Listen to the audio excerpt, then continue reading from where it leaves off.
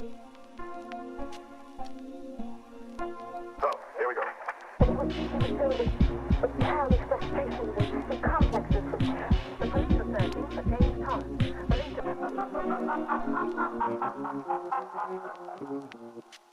But yeah, so the movie, the 3.5 hour, the epic, the epic, the tale of Killers of the Flower Moon, Martin Scorsese's newest movie. Yeah.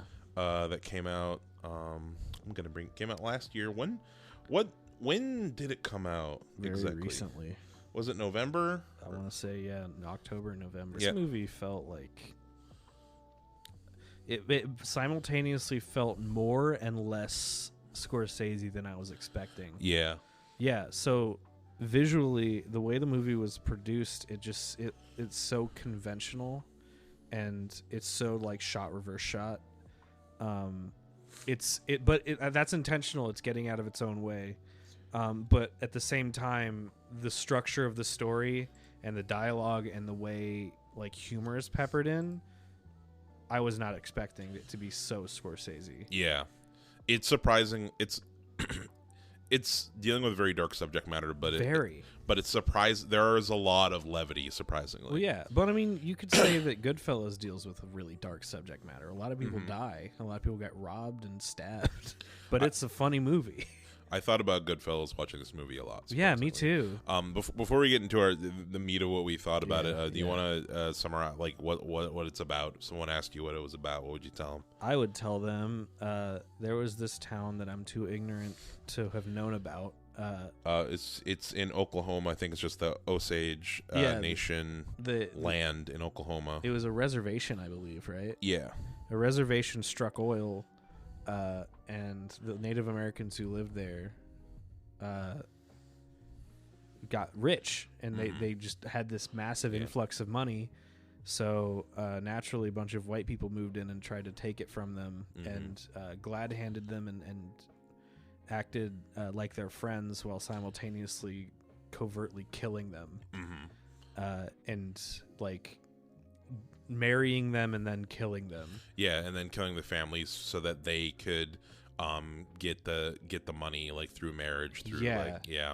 It's insane that I had never heard of this. Yeah, no, this is a real thing that happened, and we watched it last night. And since last night, I've like read and like watched a bunch of stuff about the accuracy, and apparently this movie is quite accurate. Like, I'm not surprised. All this shit happened. Like a lot of all the relationships and everything was like pretty. This movie felt like Scorsese, like he feels very deeply about this subject, like extremely. Yeah.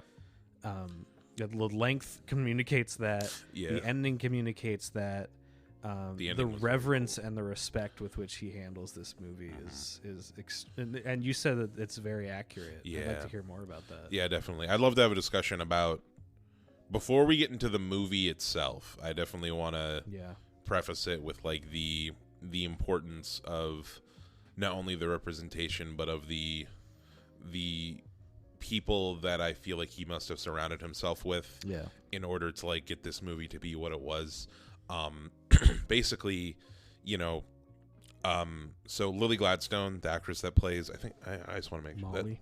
Who plays Molly, who's Leonardo DiCaprio, Ernest's wife in this movie. Yeah, Lily Gladstone.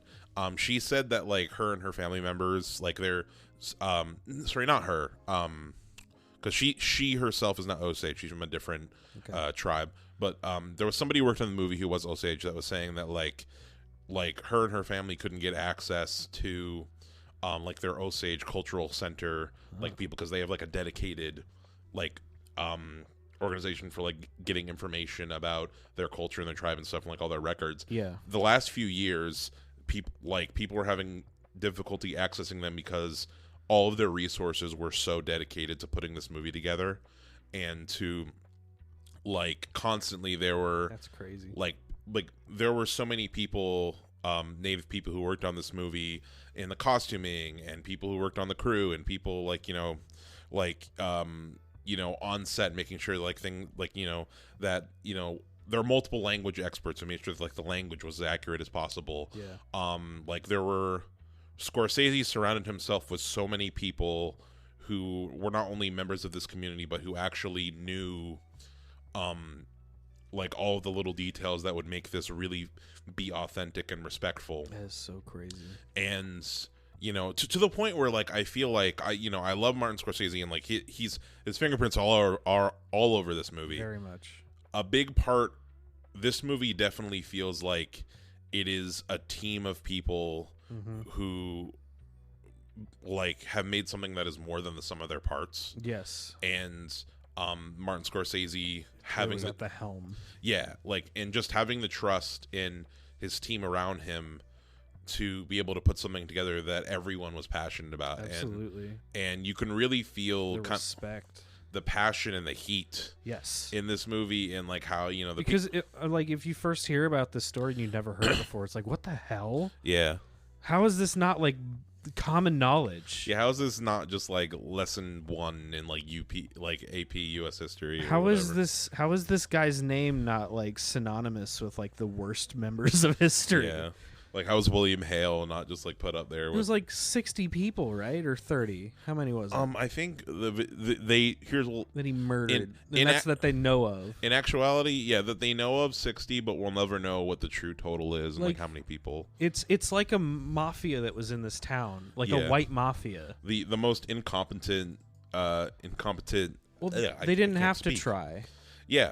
They didn't have to try to cover their tracks because there was no attention because there was only Native Americans, and also there was like complications with the reservation laws and stuff. Yeah, no, absolutely. Like, it was just nobody in the law or the government like really cared. No one cared to be able to, you know, to step in or like to try to defend these people. So these people could just do whatever they wanted. Yeah, no, absolutely. Yeah. Yeah, no, and it's like. There was an interview with Lily Gladstone where she said something really interesting where it's like people like, you know, talk to her all the time of like, yeah, but isn't it disappointing that like this story has to be directed by like an 80-year-old Italian man? By the best director who's ever lived, you mean? Well, and her response was, you know, was like, well, nobody's going to give like an indigenous director that nobody has heard about Martin Scorsese money. That size budget. Yeah, which I believe you gotta do what you gotta do. $200 million according to Wikipedia, which of course the actual budget shows too. Oh yeah, no, you see the money on screen. Yeah. Yeah, no, and I just feel like everyone involved was just really respectful, and the fact that, you know, I'd never heard of this story before watching it. Yeah. But like the fact that like they took the time to be faithful. I mean, me and Courtney were watching a video today with the costume, like the main costume designers behind this movie. There are these two women. One of them, I believe she actually is Osage. She like just going through like all the little details about all of Lily Gladstone's costumes for this movie, like what little bits of her earring represent like these two things, like her having 4 of these means something different or whatever, you know. Just like so many little that like, level of authenticity just comes from such a place of love and respect. Yeah, no, and just like and I feel like you can just really feel that coming through. And I'm real excited to buy this Blu-ray and watch all the special features and watch all the behind the scenes. Yeah. And yeah, but but yeah, so that I feel like as far as like the representation goes, that's awesome. It's incredible. But as far as the movie itself, we were just, you know, kind of talking about the length, and that's probably what people think of. Justifiably so. Yeah, when they hear this movie, because like 3.5 hours, no intermission. I can't think of a lot of 3.5-hour movies. I won't, you know, just like I'm gonna finish my popcorn like halfway through. I'm gonna finish it before the opening title. Yeah. How do you? I guess. What's your opinion on kind of long movies in general, and how do you think this movie utilizes that length? If you can keep me engrossed the whole time, I don't care how long your movie is. Mm-hmm. Yeah, like a lot of the movies I like are really long because the director has something that they want to say, and they have a lot of really good scenes in mind, and they have, you know, if it works, if the movie works and I'm not bored, then be as long as you want. This movie kept me engrossed the entire time, and that's all I've ever heard from anyone who's watched it. Is that it really kept moving. You don't feel the length, and even if you do, my whole thing is like the editing is excellent. Yeah, my whole thing is like, oh, you don't want to watch a 3-hour movie, but like you'll watch like 3 episodes of like a TV series. You'll watch 10 hours of Loki season 2. Yeah, exactly. It's if good art deserves your time, especially entertainment. If you want to, if you're engrossed and entertained the whole time, then mission accomplished. You're just gonna spend that 3 hours entertaining yourself anyway. Absolutely. Yeah. That TV show thing is a good point that I wanted to kind of focus in on, that we talked a little bit about earlier. My microphones are weird. Yeah, but no, that's a good point of something I wanted to talk about earlier with people talked about with this movie and with the Iron Claw that, why did they make a movie? I feel like it would have been suited a lot better as like a 6-part miniseries or something. The line between TV and movies is getting so blurred now. Yeah. Where like TV and streaming is a space where like more and more money is just kind of getting thrown into. But that's true. Something that I really loved about this movie and about the Iron Claw is that, yes, they're super long, or Iron Claw isn't really that long. I think it's just like maybe 2 hours and 20 minutes. Sure. But something like this movie, you can tell that it is, even though most people are probably gonna watch it in bits at home, like divide it up. It is designed to be watched in one sitting. I think movies lend themselves to being very well paced, and I think TV shows lend themselves to being very padded. No, I feel like I think TV shows, they have to reach a certain length, while movies have to be cut down to a certain length. So I think I always prefer movies to TV. Mm-hmm. I don't really watch a lot of TV shows. I think movies have an imperative to be well paced and entertaining throughout, rather than just idly keep your attention for several hours. It's a lot more of a balancing act. Yeah. So like, I'd rather watch the movie version of The Hateful Eight than the miniseries, because like that stuff got cut out for a reason, because it was like, disposable. It's filler. It didn't add anything. Like with a movie, especially if it's a movie that has a scope that is so large, the fact that like, even though it's 3.5 hours, there's so much shit that went on that, they're only giving you the important bits. Yeah. Because it is such a large story. A movie has to try to keep your attention for the full run time. Mm-hmm. Yeah. By the way, real quick side tangent, something I was thinking about. Yeah. I thought of a modern movie that the whole movie is not in black and white, but it has a big black and white part that I think is unnecessary. You saw Oppenheimer, right? No. You didn't? Not yet. Oh. Well, spoilers. But there's a big portion of that movie that's in black and white that I don't think needs to be. Yeah. It's interesting. The only purpose for it in the movie is to distinguish that like this black and white part is happening in a specific part of his life, like a very specific thing. Is it like a flashback kind of thing? Kind of. Actually, it's a flash forward that they keep coming back to throughout the movie. It's like Better Call Saul. Yeah, like it's one kind of like timeline point that they keep. It's literally like Better Call Saul. Yeah. It's a Cinnabon. Yeah. That they keep coming back to as like, and when it's in black and white, you're like, oh, we're in this like section, and I feel like it really wasn't necessary, because like, I don't like, that's a movie where it's like it's trying to like sell you like on this big scope and this engrossing thing, and I think that the black and white feels very counter, and like it feels very unnecessarily artificially artsy, distracting. Yeah, for me. Okay. But yeah, that's something. Sorry. That's fair. I still haven't seen it. Yeah, I want to, but I don't want to spend $20 on it. Yeah, it was all right. Maybe we'll make an episode about it. Okay. But I'm sorry. We were talking about length of movies, TV shows. Yeah. No, I don't want him to make it into a series. I don't want to sit and watch.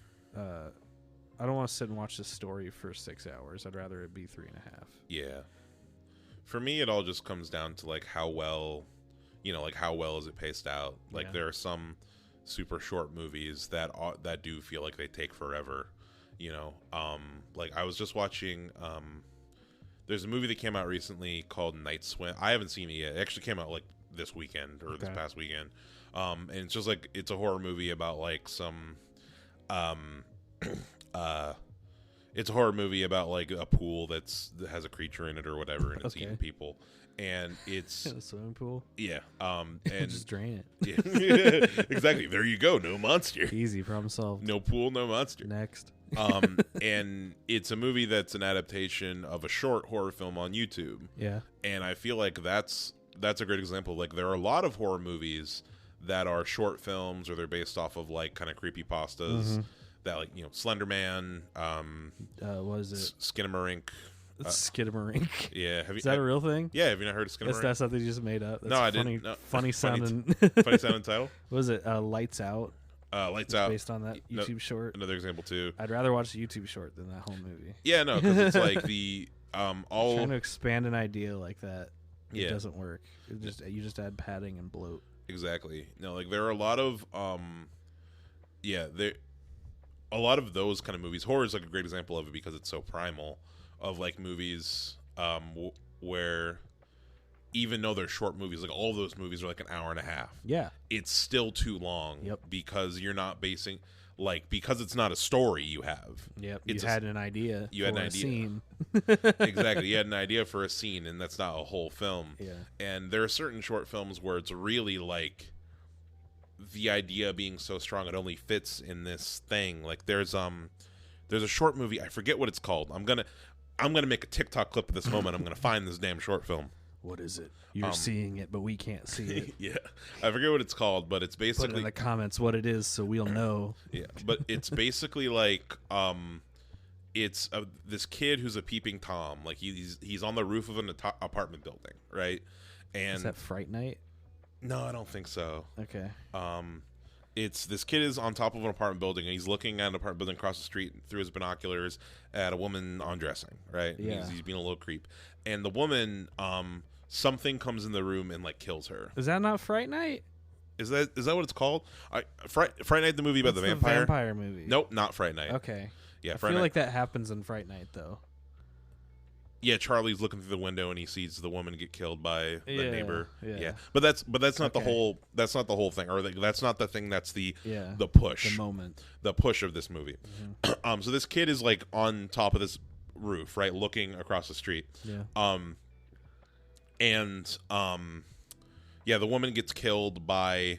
It looks. He can't really tell what it is. Like it's someone in kind of a mask, but they look kind of like a creature. They're acting like a creature. Yeah. They stab this woman, kill her, and then the creature looks up at him and points, Yeah, that's scary. and then runs out of the room, and That's extra scary. and he's freaking out, right? And there's a shot that I love. I've seen that. In this short film where he's looking down and the creature comes out of the front of the apartment and is running across the street and he's looking Now at this is bugging me because I have seen this. yeah, he's looking across the street at this creature run across to his apartment building to him, and he's trying to figure out what the fuck to do. And Quick, like, viewer, get in the comments and tell us what this is. tell us what it is.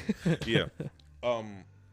And no, just like, and that's like a whole short film. It's just this kid freaking out. That's all it needs And to be. yeah, and that works as a short film. It doesn't work as a whole movie.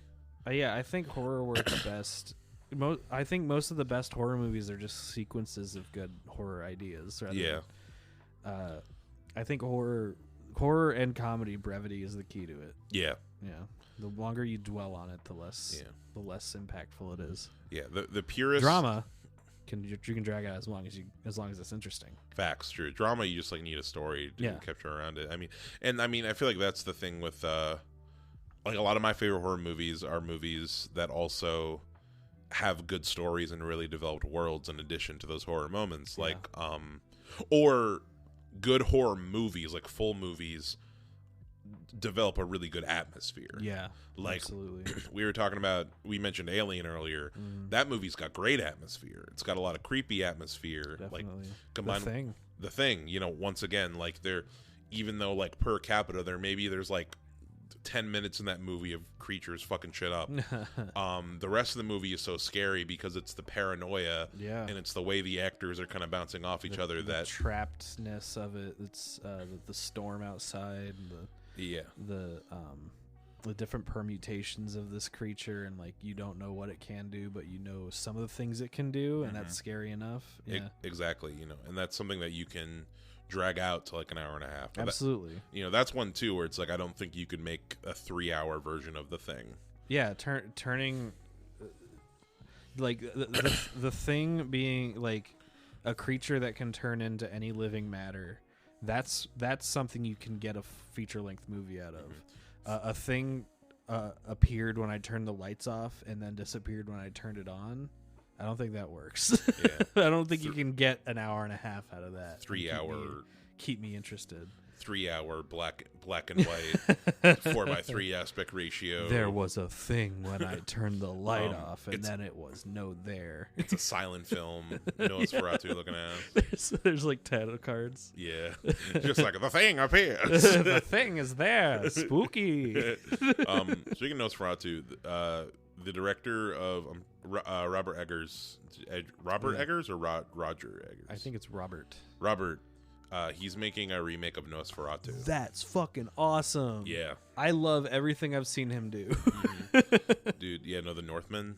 I love The Northman, dude. Northman's lit. That movie was awesome. Yeah. I don't care what anyone says. That movie was... I saw it in the theater. Northman was really fucking sick. I love The Northman. I love Lighthouse. I love The Witch.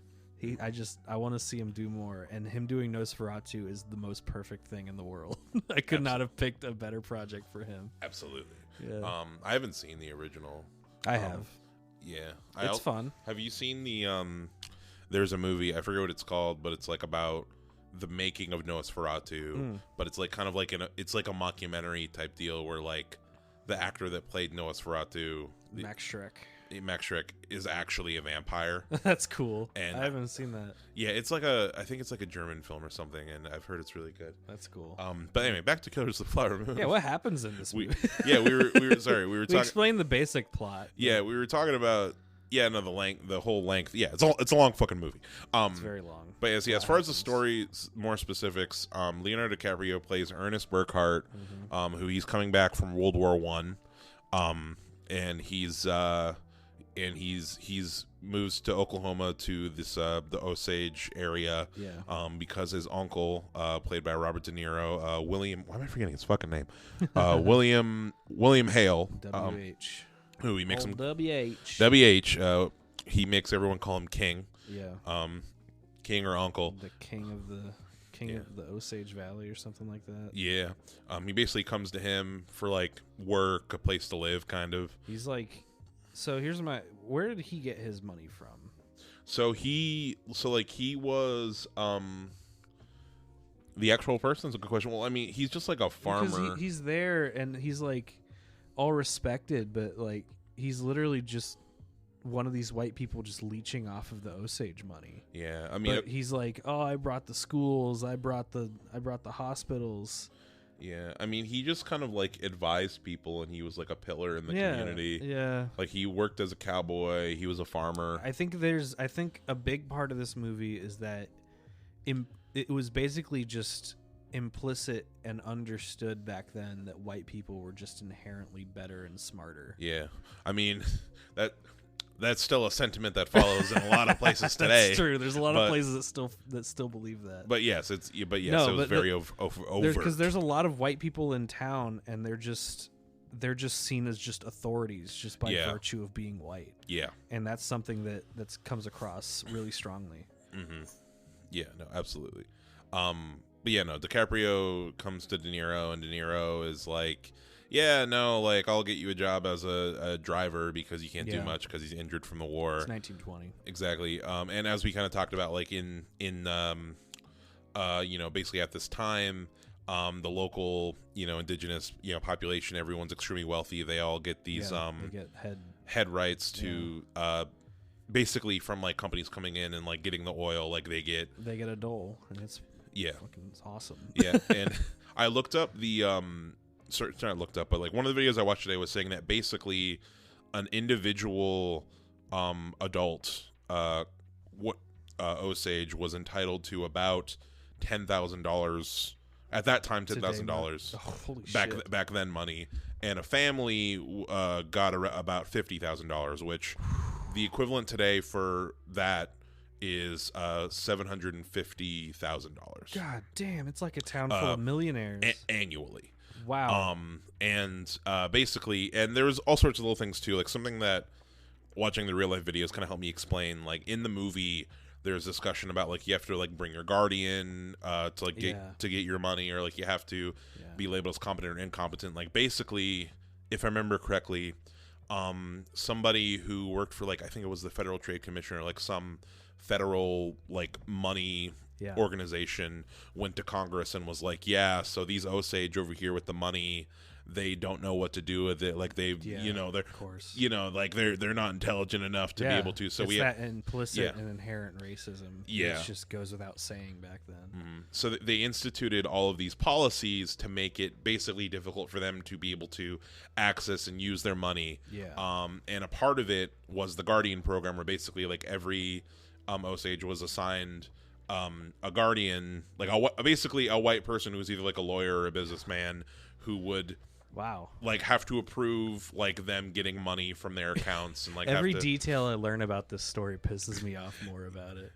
I love that it's literally their fucking money. No, that you're making it illegal for them to get access to. And basically like they would individuals would have to, people in the Osage community would have to prove their competency, and their competency was based on one, like basically their financial knowledge, which where could they get access to education on like how finances work when like no one's giving them resources or anything.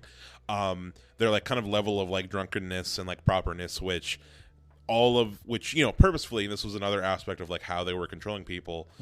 They got these indigenous people addicted to alcohol, and like in the movie, Robert De Niro is constantly like he hands like Henry Owen, like, here's some scotch, drink that. He's making him, he's getting them addicted to alcohol in order to make it so that they are not seen as competent, but also to make it so that like the Osage men weren't seen as viable partners like for the Osage women, so that he can marry them off to these white men that he brings in.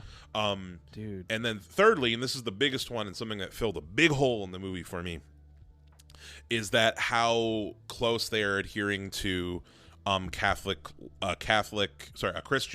Christian values and Christian lifestyles. Yeah, big time. And that's something that I remember I was kind of confused in the movie. Like, why the hell are they going to like normal church and Catholic shit? church, And something I read about was that Molly Burkhart in particular was a super devout Catholic. Really? Like, she was the most like devout in her religion and her lifestyle amongst all of her sisters, and that filled a big hole for me in the movie. In her like actions. Yeah, in her putting up with Leo's bullshit throughout this whole thing. She dealt with.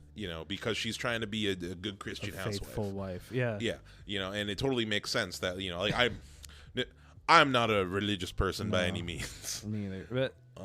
But no, that's interesting. Man, all throughout history you find these situations where like white people are like, man, this other race is inherently worse. Let me put into place like policies and actions that disadvantage them actively. Yeah. And it's like, well, if they were so incompetent, then why would you have to do any of that?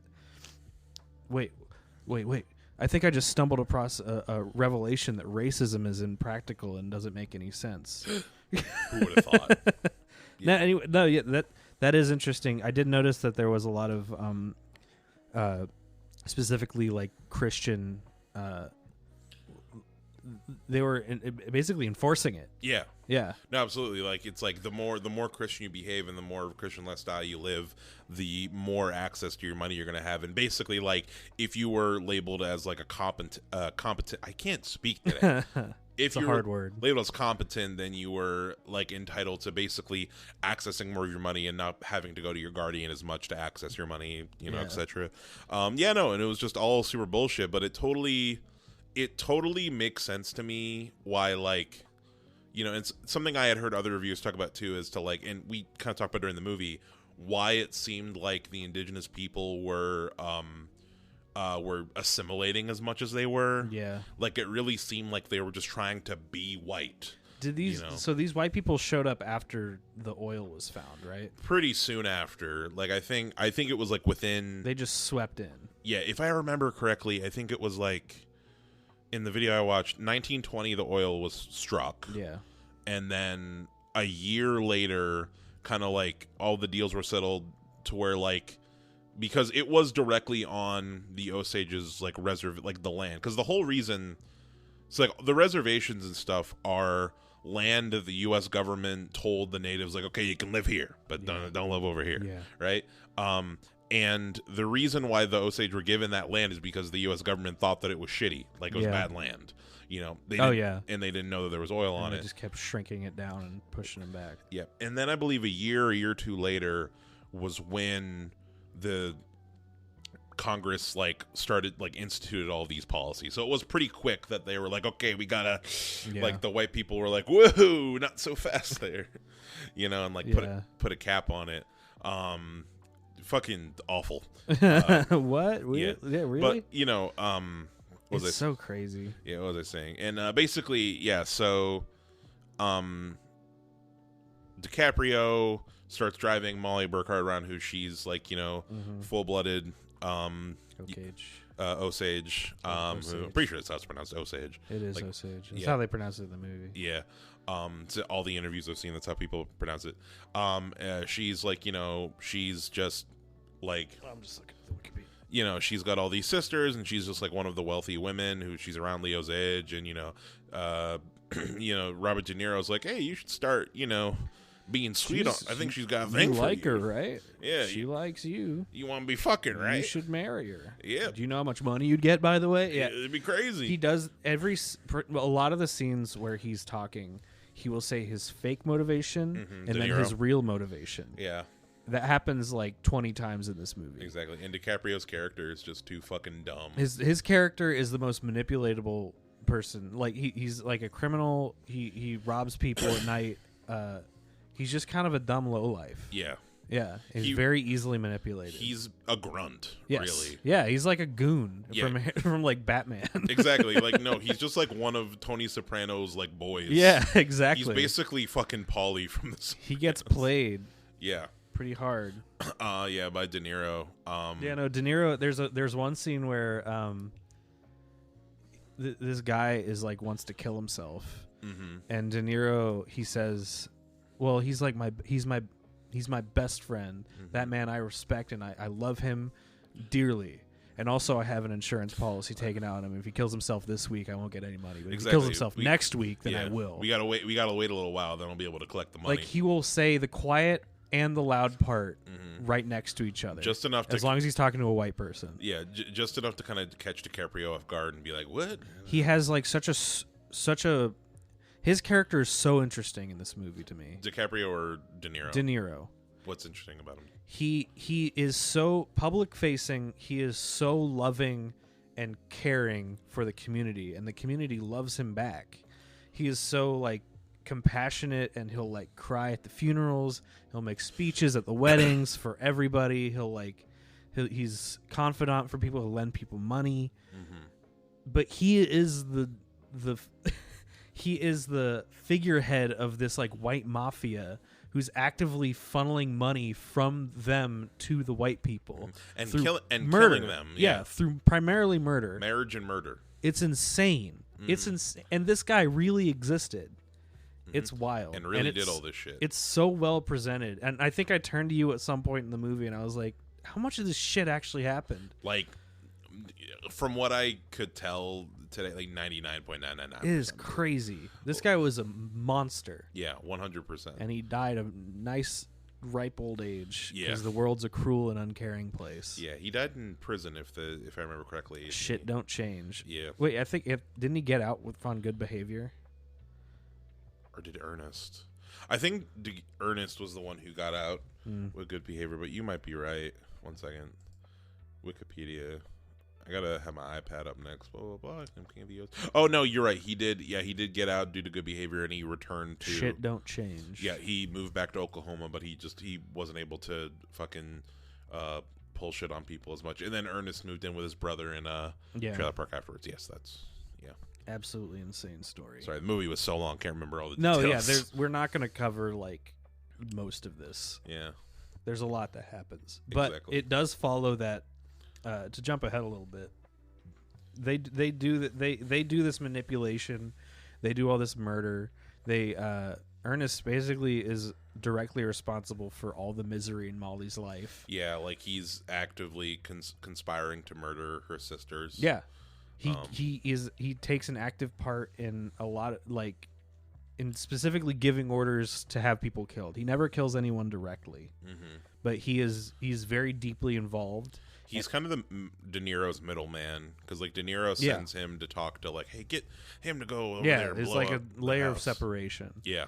And all the while actively and knowingly poisoning his own wife. Yeah, no, that was definitely the most direct and craziest thing he did, and kind of the crux to the ending of this movie. So one of the health problems that were given to Osage and just Native people in general. Is she has diabetes. So she gets a very early insulin treatment. One of 5 people. Because she is so active in trying to get help for this community, because there's all these murders that aren't being investigated. Was it WH and the old guy? Oh, Hale. Hale. Yeah, William Hale. He went by WH King, whatever. WH King, I think Hale. Robert De Niro. Yeah, Hale and the white doctors kind of conspire to poison her and keep her bedridden. Yeah, because she's kind of like the main driving force in trying to figure out what's happening. She hired the private. Well, her and the council. The Osage Council kind of hired private investigators to come in, who they then beat. They murdered and killed. Yep. But they don't explicitly tell DiCaprio that he's going to be poisoning his wife, but it's pretty clear. I don't know how clear it was in real life. Yeah. Because if he's as dumb as he appears in this movie, it might not have dawned on him. Yeah. But I'm sure at some point you have to realize you have to connect the dots. Well, we're actively poisoning other members of this community. He was told in the movie, he was told by the doctors, it's just going to slow her down. So I'm like, he knew. Yeah, even if he didn't think it was going to kill her, it's a long movie. Yeah, exactly. Oh yeah, that scene happened. I right? forget stuff. Yeah, no, he explicitly knew that he was he did. giving not just insulin to her, whether he knew that it was actively killing her. And he, we were talking about morally gray characters. Here's a guy that's definitively an evil person. I feel like he's dark gray. Yeah, he's an evil character. But he's DiCaprio, so he's interesting to watch. I mean, I think you do kind of, you don't feel bad for him, but you can empathize, I guess. I think the thing is at the end. Yeah, people say debating he loves his wife, he does this and that. I think he wants to love his wife. Sure.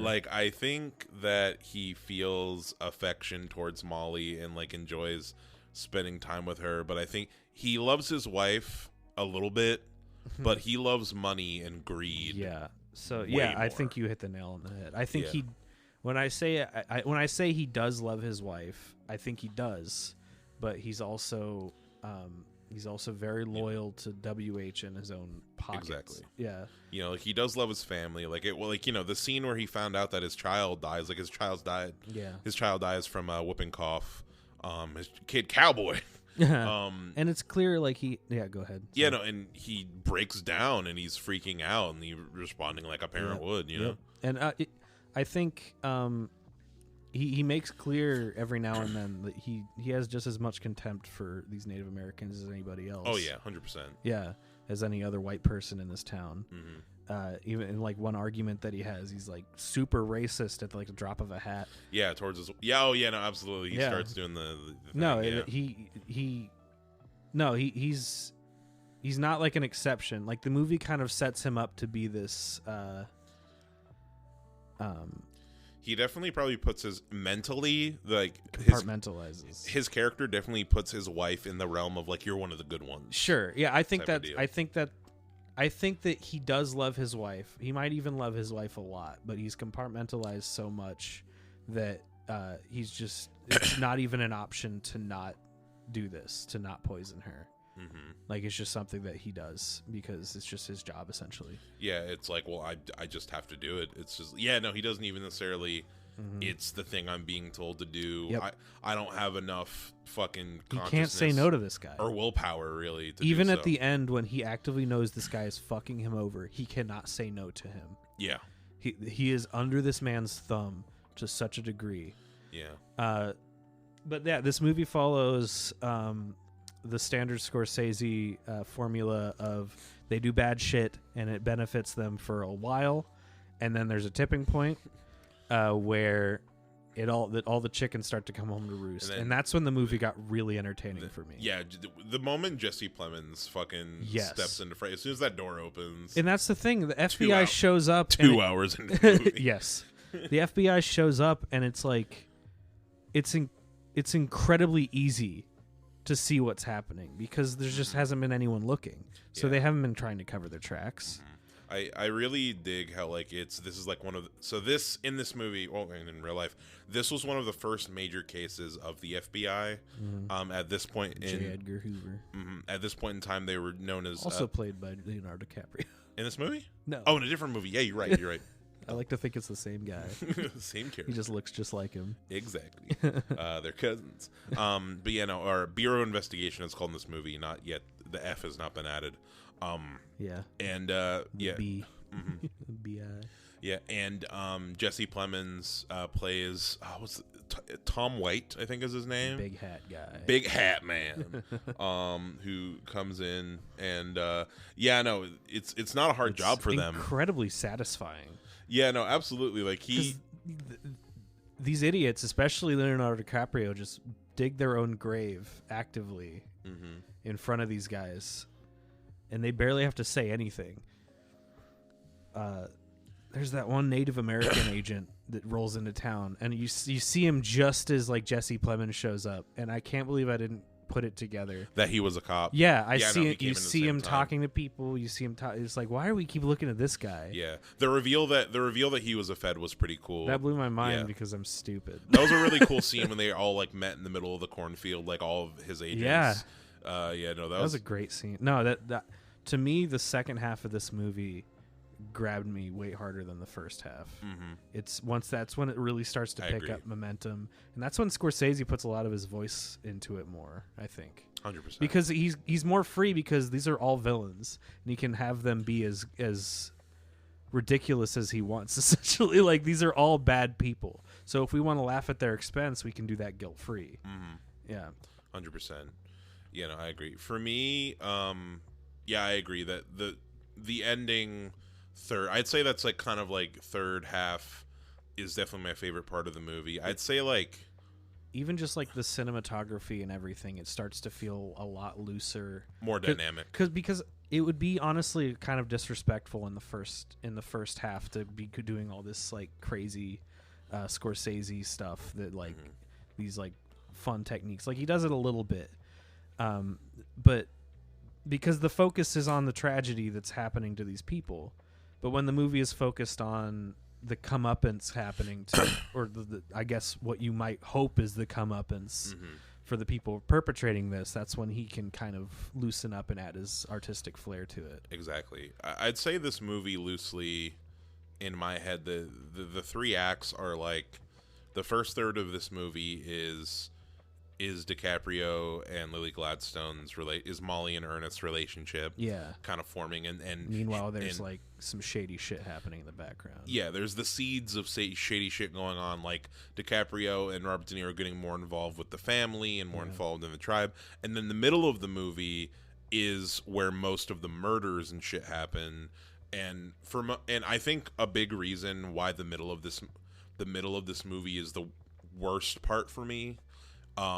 Is that Lily Gladstone is just dying in bed for the whole middle of this movie. Yeah. And for me personally, she just deteriorates. Yeah. For me personally, her and DiCaprio are the best part of the first third. Just kind of like seeing their relationship develop, and like she's such a wholesome presence, in the first part. And then she just really isn't present in that bit. And then once we're in that investigation part and she gets separated from DiCaprio and she starts getting healthier, and, a lot of, once we get to the courtroom scenes and once we get to that final stretch, seeing her reaction to all of these things coming out and like all this truth happening is really kind of like where a lot of that heat is. Yeah. But they, oh man. Yeah, and things do just get faster too. No, Because, like a lot of my favorite scenes in the movie are in that last half. Like the interrogation scene where Ernest is standing. They won't let him sit down, and he's like blind drunk. Yeah. And the FBI agents are all sitting at like desks, and he's just standing in front of them with this big spotlight on him, and he's just digging his own grave. Exactly. Oh, it's so satisfying. And then you find out that nothing bad really happened to any of them. No. And they all just like ended up fine. Yep. And there wasn't really shit don't change. Yep. But yeah, I think another reason that little radio play out was smart too was that I feel like the movie and the actual end of the movie before the final bit, like the final like wrap up, where Molly is talking to Ernest, and like it's after he kind of admitted everything in court, and he lies to her one more time. And she asks him like, "What did you give me in the insulin?" Or like, what what were you giving me? And he lies and said it was just insulin. Yeah. And that was such a heartbreaking moment, because that was like her last bit of hope just disappeared. Yeah. Because I feel like although it would have hurt and although it would have taken them, I feel like she was willing to forgive him if he just told her the truth. Oh yeah. She's not stupid. It's very clear, like, she has her suspicions from the very beginning, but she's just such a faithful wife, and she's so like fundamental that she puts up with it, and it's frustrating, but at the same time it makes sense. She probably would have forgiven all that horrible shit that he did just because she's so traditional and she's so faithful. But there's that one last lie, I think, was the tipping point for her. Oh, that's so good. Yeah. That scene, all those scenes. There's this. He walks into the courtroom, and then, oh my God, Brendan Fraser's in this movie. He stands up and he's like, "I haven't seen my client this entire time," and he's like, "My client." Yeah, and he's like, do you agree to have him represent you? He's like, "Yeah, I'll talk to him." And everyone's like, "No!" Yeah, and everyone in the courtroom's freaking out. Like, all the Osage are like, "What the fuck? Like, we're going to kill him." Brendan Fraser did a great job. Yeah, I love him. Yeah, he was super great. John Lithgow. Yeah, just actors just start popping up in the last bit of this movie. It happens in all of his movies. Yeah. So I did want to ask, I wanted to ask your opinion, delving a little bit more into, like, so you said that you feel a lot more of Scorsese's touch in the last bit of this movie. Yeah. Tell me a little bit more about what exactly you mean by that. So the first half of this movie, I was a little disappointed in the camera work. Not just the camera work, but the overall style of the movie, in that there wasn't much. Some of the more technical elements. There wasn't really any style or like art put into it. Was a lot of shot, reverse shot. More in the camera work, you mean? And the camera work and sort of the editing. It all felt like extremely traditional, like economy filmmaking. And in hindsight, I completely get that. It's not even really a criticism. I think putting in all these zany art decisions in this bleak, it would be kind of disrespectful. But it like Scorsese has a certain voice, and I think that it's kind of absent in the first half, and it really shows itself. Because like you compared it to Goodfellas, I wouldn't consider the first half of this movie like Goodfellas at all. Second half, though, you can see direct comparisons. Yeah, when I say that, I am talking more the last bit, and then some of the more crimey, schemy parts of the movie. It's more just tragic in the first, especially as people are dying.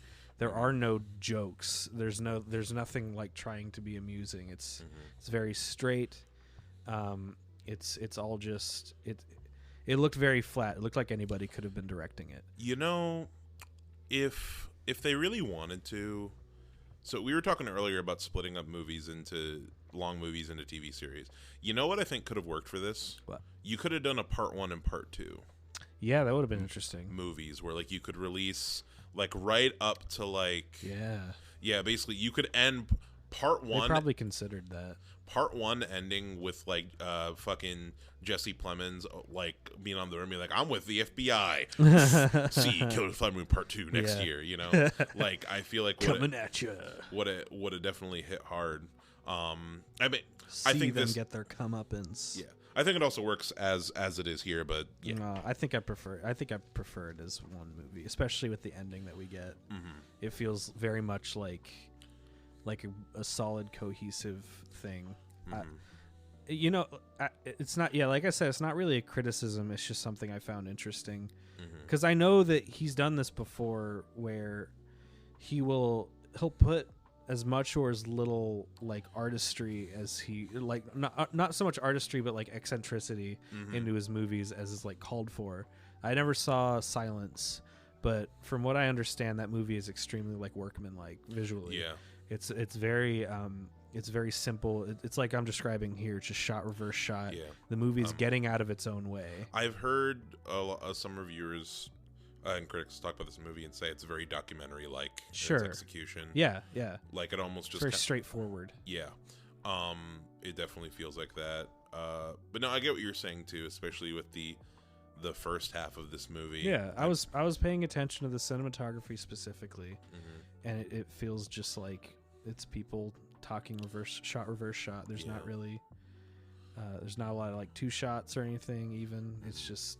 Yeah, the more I kind of think about when you were initially saying that, I was like, I was thinking like, oh, I kind of disagree with the cinematography, but I think what I actually mean when I think about the visuals of this movie more has to do with the production and costume design.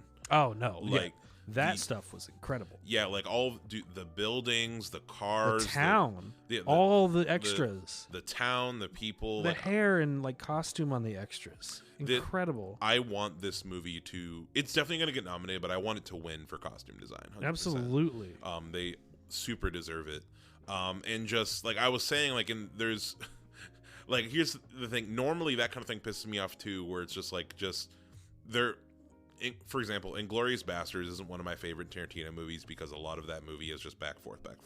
That's true. In rooms, but in this movie, like there's an early scene in the first scene where you see DiCaprio and Robert De Niro together, and they're just like they're in the house, the parlor or something. I was just staring at Robert De Niro's leather chair. Yeah, you said like, man, the colors are so rich. Yeah, no, like for me, it's like everything feels really bold and like rich. And I was thinking this when I watched it, where it's like the visuals of this movie, and I'm not talking the cinematography, just like what, like the color grading and the beautiful like landscapes that we see. The landscapes all feel super crisp and modern. Yeah. In a way that I wasn't expecting. Like I feel like, to me, you might disagree with this. This kind of looks almost like an A24 movie to me. You know how like A20 or something like, it made me feel like Midsummer.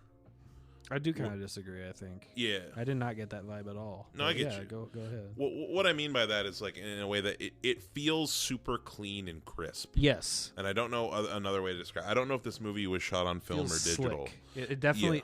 Yeah. I think it was film, and if it wasn't film, they added a post effect because I saw some like movement of the gate a little bit of the frame, specifically in the Mason Lodge. I saw the frame moving. Yeah. So I was like, oh, okay, it's film. Oh, they were frozen?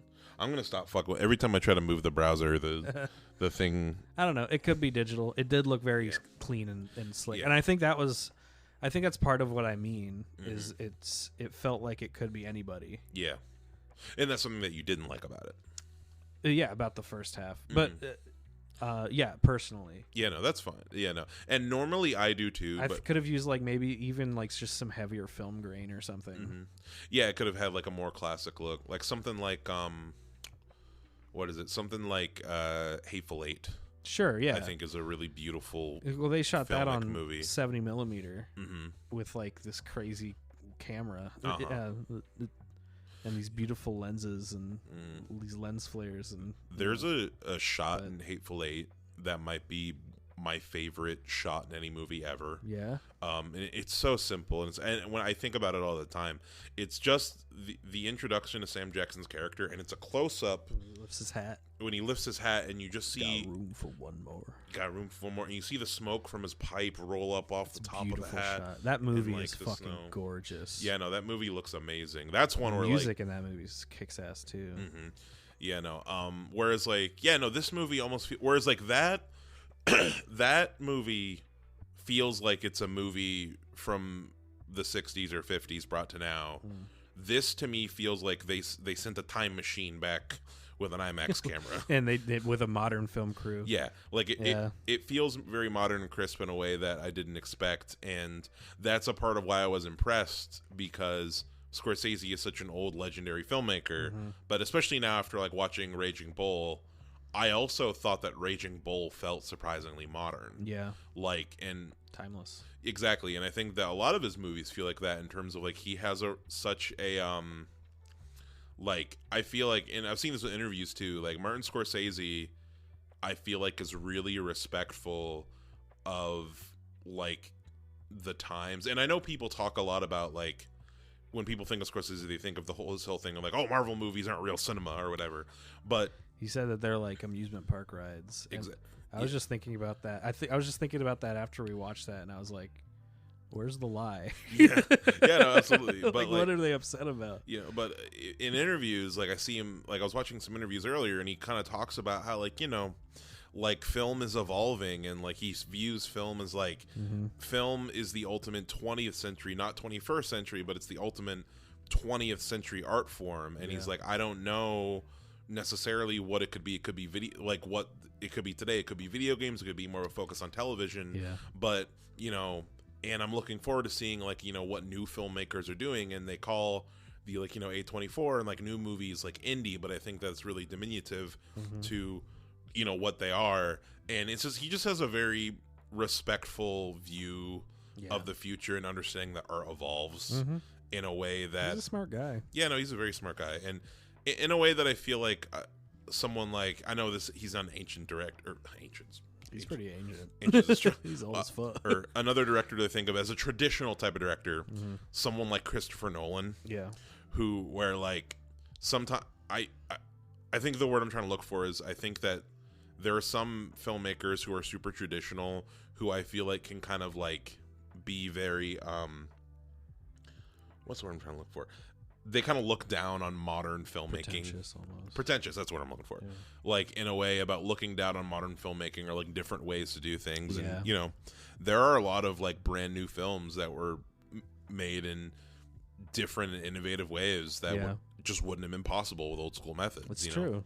And I think it all has their place. It's true. No, yeah, absolutely. And I'm sure there was a decent amount of CGI in this movie that you just don't see. Exactly. Invisible CGI. No, yeah. I don't know what people had a problem with him saying that about the Marvel thing. Is it because there are? It's you can't really hold like Iron Man 3 on the same level as fucking like Raging Bull. Yeah. Like they're just different classes of movies. Like what do you want me to say? It's a whole different thing. Like what do you want me to pretend like that's just as impressive of a piece of art and not just a product? Yeah. No, it definitely is a different thing. I mean, it's just Marvel movies are the current version of like the Western in the 50s. The Western, the popcorn cinema, and then like we talked about Independence Day also being like a product movie. It's but I mean like on the spectrum of art and product, there's like they land on different segments. Absolutely. They have their place. Yeah. That's for sure the thing. And now absolutely. I think it's cool that like 100% fair in saying that. Like I said, I just always enjoy the newest A24, like new independent, kind of movie, trying to find those gems. Yeah. Yeah, I'm glad they're out there doing that. I'm out of tea. Yes, I am. Me too. It's okay. Oh fuck! It's so cold. My tea, Jesus Christ! We're in a refrigerator right now. I feel like I tasted a tree. Yeah, this room is insulated really poorly. This used to be the bedroom. I don't mind It's okay. though. We like don't it. have insulated windows, so I like it cold. yeah, me too. It sucks more in the summer because when the doors close in the summer, it gets really hot. That's the worst. Yeah, Hard pass on that. yeah. But yeah, no. With kills, we were talking about the first half, the cinema, the visuals. Yeah. So Yeah. like, yeah, no. The cinematography isn't necessarily what I think about, but I do think this movie, while the shooting of it may not have been unique, I think that the things that this were in the frame were beautiful. Yeah. And there are a lot of visuals from this movie that I think about more just in terms of like I really felt engrossed by the world. And Me I think too. That's all I was trying to say. Yeah, and I think that flat cinematography that's not trying to draw attention to itself, I think that was a perfect choice. Mm-hmm. I think that plays a bigger role in engrossing you in the story and having you less distracted, having you more invested in the characters and what they're saying rather than like the director trying to show off. I think that was a perfect choice. Mm-hmm. I think it might have been a distraction if this shit looked like The Revenant or something. Exactly. Yeah. Exactly. If like that, those shots in The Hateful Eight are beautiful, but you notice that they're beautiful, and you're not so much like that. That's distracting, especially when the subject matter is this dense and this is serious. Yeah, yeah, and also the story is just so in depth. Something like I'm thinking about this now. Something like The Hateful Eight or The Revenant. Both of those stories are pretty contained. Yeah. Like The Revenant is about like one guy's revenge. The Hateful Eight pretty much takes place in this one location. Yeah. And is over this very short period of time. And you can kind of be more flashy and be more. And I was about to say both of them are fiction. Revenant is not fiction. Although they did actually take some liberties with elements of that story. Extreme liberties. Extreme liberties. So I guess a little bit more fiction. It's very different from the real story. Yeah. Whereas this, but it's thoroughly entertaining. It's a good movie. 100%, a lot of fun. Ah. Yeah, just when he burns the craziest moment for me. Everyone talks about the bear. I always think about when he puts the gunpowder in his fucking throat. My God. Yeah, no, that shit's insane. Yeah. Yeah, but no, with this movie, yeah, no. I'm trying to think what else about it. Were there any for you? So we've talked a lot about DiCaprio, Lily Gladstone, and Robert De Niro. Were there any other side characters that really stood out to you? There was Molly's sister. What was her name? Anna. She was great. She's a very likable character. Yeah. She's like the jazz. She's like a I forget what the term is, but like she's like a jazz flapper. Yeah. Yeah. She's outspoken and she's very loud and she's in the wrong place at the wrong time to have the personality that she does. Absolutely. She's very outspoken. She's creating problems for the white men who don't like her to speak. Mind. Yeah, to like be a human being and not just like a wallflower. So she's killed pretty early in the movie by the actor was also in The Irishman. And I can't remember his name. But he played a fucking psychopath in that too. Yes, I'm gonna start using my phone to look up information because I don't want to fuck with my laptop. He plays like a sociopath. He's like asking this official like, so if I adopt my kids, if I adopt these kids and then my wife's children, and then they die, do I get the money? And he's like, well, you know that this implicates like now I am given the impression that you are going to adopt these children and then kill them. Yeah, all of that like, shit only happened. Only if I get the money. All of that shit happened in real life, by the way. Like that specific, that conversation. But yeah, no, that I don't know if that conversation probably because that did happen. Like he did talk to a person, like to like an official, and they did say like, yeah, I got the impression he wanted to kill his adopted kids. Yeah, and that's like one of like the funnier parts, and like when I say funnier, that's one of the little pieces of humor that happens in the latter half of the movie. That I'm talking about. The conversation is so insane and ridiculous. The insanity of it. Like, no, it's presented as like, are you serious? No, this guy, he's a character that stands out to me. He's I think that was Kelsey. Yeah. Yes, he's being interrogated by Kelsey Morrison. Yeah, The actor's name is Louis Cancelmi? Cancel me. It literally is spelled cancel me. Do you see Cancel that? me. Go ahead, liberals. Yep, the Irishman. I see his filmography.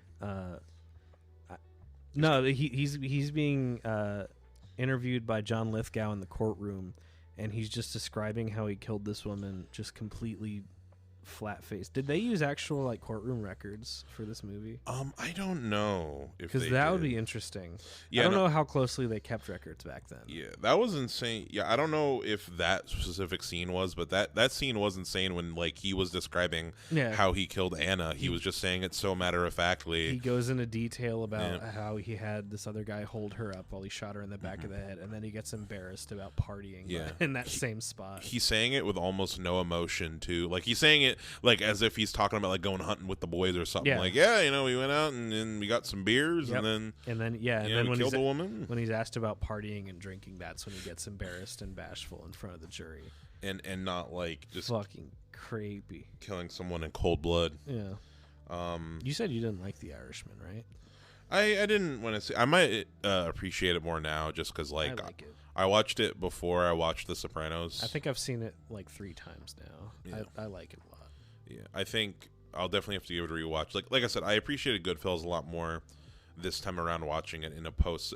The only reason I'd say give it a shot. Yeah, the only reason that I say that like The Sopranos gives me a better platform to understand these kind of gangster movies is with because dynamics and stuff. Just the dynamics and what certain phrases mean and what like the culture of it. Like after watching Sopranos, I just like was able to understand a lot more. Yeah, it's the same reason why I recently bought the Godfather Blu-ray box set, and I'm gonna give those another go. I haven't seen those since high school. Don't count on the Godfather is probably the furthest away from what reality is. Oh yeah, no, I know. Like it is the exaggerated. That's a really interesting story. Like Coppola, the strings were pulled in the government.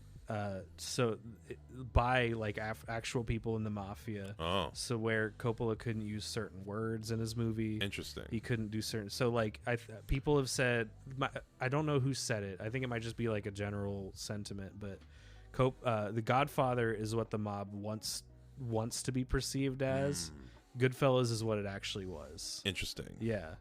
Yeah. No, I mean all the more makes me excited to revisit those movies, especially I love mob movies. The Blu-rays. Yeah, I mean, I just found them boring as fuck when I was my mom. Like, I think when I was a freshman in high school, because my mom loves those movies, and we had them on VHS and DVD. Yeah, and she sat me down and tried to watch with me, and I was just so bored. Yeah, I love mob movies. So do they go to like?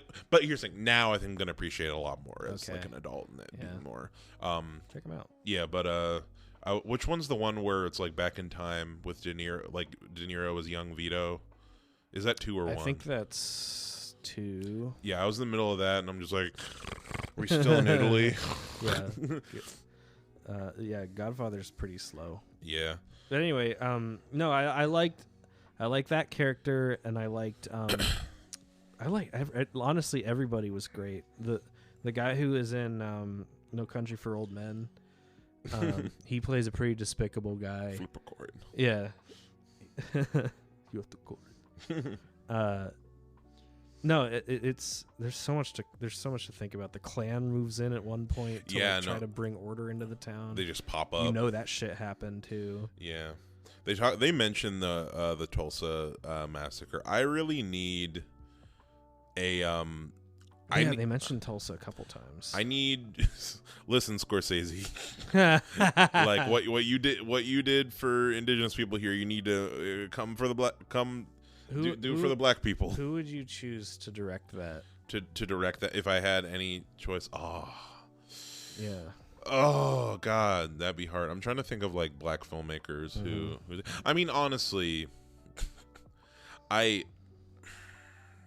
something that I've been resistant about, and to a degree, I still kind of am mentally with this movie, is the fact that like Martin Scorsese made this movie when he is in fact not somebody whose family has been affected by the travesties in it, by the real life thing. But go ahead. No, I don't know. I think that he's so respectful and caring with it that he did a great job. I don't have a single problem with it. Yeah, I mean, I think he the issue that I have with it is not with him as a filmmaker. I think it is more that that it had to be him. Yeah, exactly. I'm mad that that's frustrating. The powers that be in the systems in place that would finance this movie only did it. Yeah, I agree 100%. Because they were like, well, it's a sure thing because it's Scorsese. You know. If I had to think about modern filmmaking, I'm just trying to think about modern black filmmakers I really love. Yeah. I mean, I don't think Jordan Peele would be No.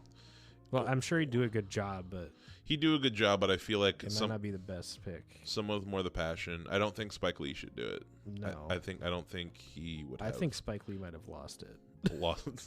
I don't think he would have the tact now necessarily. Yeah. Well, I also think that we do a whole thing about Spike Lee, and that's a really sensitive thing if you want to talk about we did a Spike Lee movie first episode. That shit don't fucking count. Old Boy does not fucking count. But my favorite Spike Lee movie. If the audience is out there don't know, I am black. So I grew up on Spike Lee. My mom showed me Malcolm X at a really early age. Do the Right Thing. Yeah. All them. And I think that, oh god, this is gonna be tough.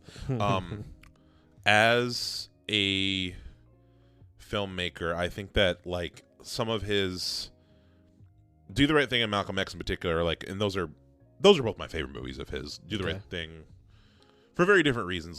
They're very different kinds of movies. Do the Right Thing is a really powerful small movie made by a filmmaker who you can tell has a lot of passion. A lot of love.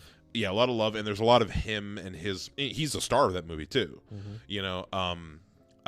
That you can really, and it's a smaller scale kind of story that's really powerful. And then Malcolm X is this big epic that was able to really able to shine a light on this person that had so much, that did so much for the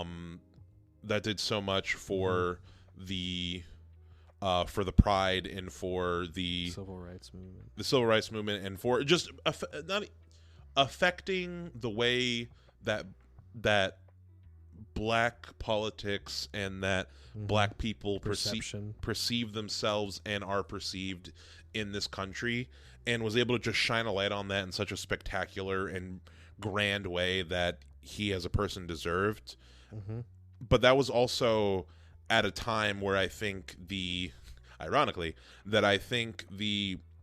perspectives on the conflict between black and white people in this country was a lot simpler than it is now. In the 90s? Yeah, in the 90s, early 2000s, whatever. And I think that the conversation is a lot more intricate now. Yeah. Especially because, I think I think the relationship was the same, and now we're just more knowledgeable on average about it, right? I mean, I think more what I'm trying to say is that didn't think I'd be talking about this episode. What I'm trying to say is that the culture within the conversation that's happening now more has to do with like the dividing lines between your economic status, your political affiliation, whether you're left leaning, right leaning, and then when it comes to black and white, where it's this is a concept that I always have a tough time explaining. We're delving into some really complex issues. Yes, and I'm going to try my best to explain what I'm trying to say. Yeah. And this is important because it has to do with culturally, and me myself, I'm biracial, half black, and it's something where. I wasn't reacting to that. I was reacting to oh God! Oh no! Really? Biracial. I gotta get out of here. Oh Lord! Is that in America? Yeah. Culturally, you are black or you are white. Even if you are outside of those races, black people and white people were the beginning of America. Like, black people and white people were not from here, and they came here, and the relationship between how everything culturally in America has evolved has spawned from you are either black or you're either white. Music, like, every point black people invented some kind of music, innovated in some kind of way, and white people has taken it and turned it into white version and taken it into something else and has adapted it for white culture. Every other, like, ethnic group that has come here after came here voluntarily, and the people within that culture have had to assimilate to it, are on a scale of, like, how black are you and how white are you. And what I mean by that is really along the lines of, like when I think of whiteness, I think of this element of, like, perceived, like, in how culturally whiteness is perceived is, like, reserved, quiet, professional, this, like, clinical stagnation, this like level of, like, traditionalism that is in one place. And when I think of blackness, and that's what society is built on. Rewarding, right? Yeah, exactly. And, like, if you are white and you ascribe to, like, these white characteristics, and you listen to white music and you pay attention to white art and you focus on white issues, you will benefit. Even if you're not white yourself, if you're somebody who, like, me personally, I've had my own journey with this. If you're somebody who ascribes to and sticks within white culture and you assimilate yourself with them, like the fucking Osage try to do in this movie. Yeah, we've circled back around pretty well. Yeah, you're going to benefit from that. But if you're what black represents in this country, to me personally, is like when you ascribe yourself to black culture, you ascribe yourself to black music, you ascribe yourself to black style, that represents expression and it represents the movement of artistic culture. Like, every single cultural movement in music and, like, a lot of films and, like, a lot of just movements, styles, like, a big thing, like clothing, like, so many like, you see every little white boy on campus running around in Jordans, you know? That's true. Like every piece of, like cultural movement that eventually becomes to something like starts within blackness and starts as an innovation within black culture and an expression of self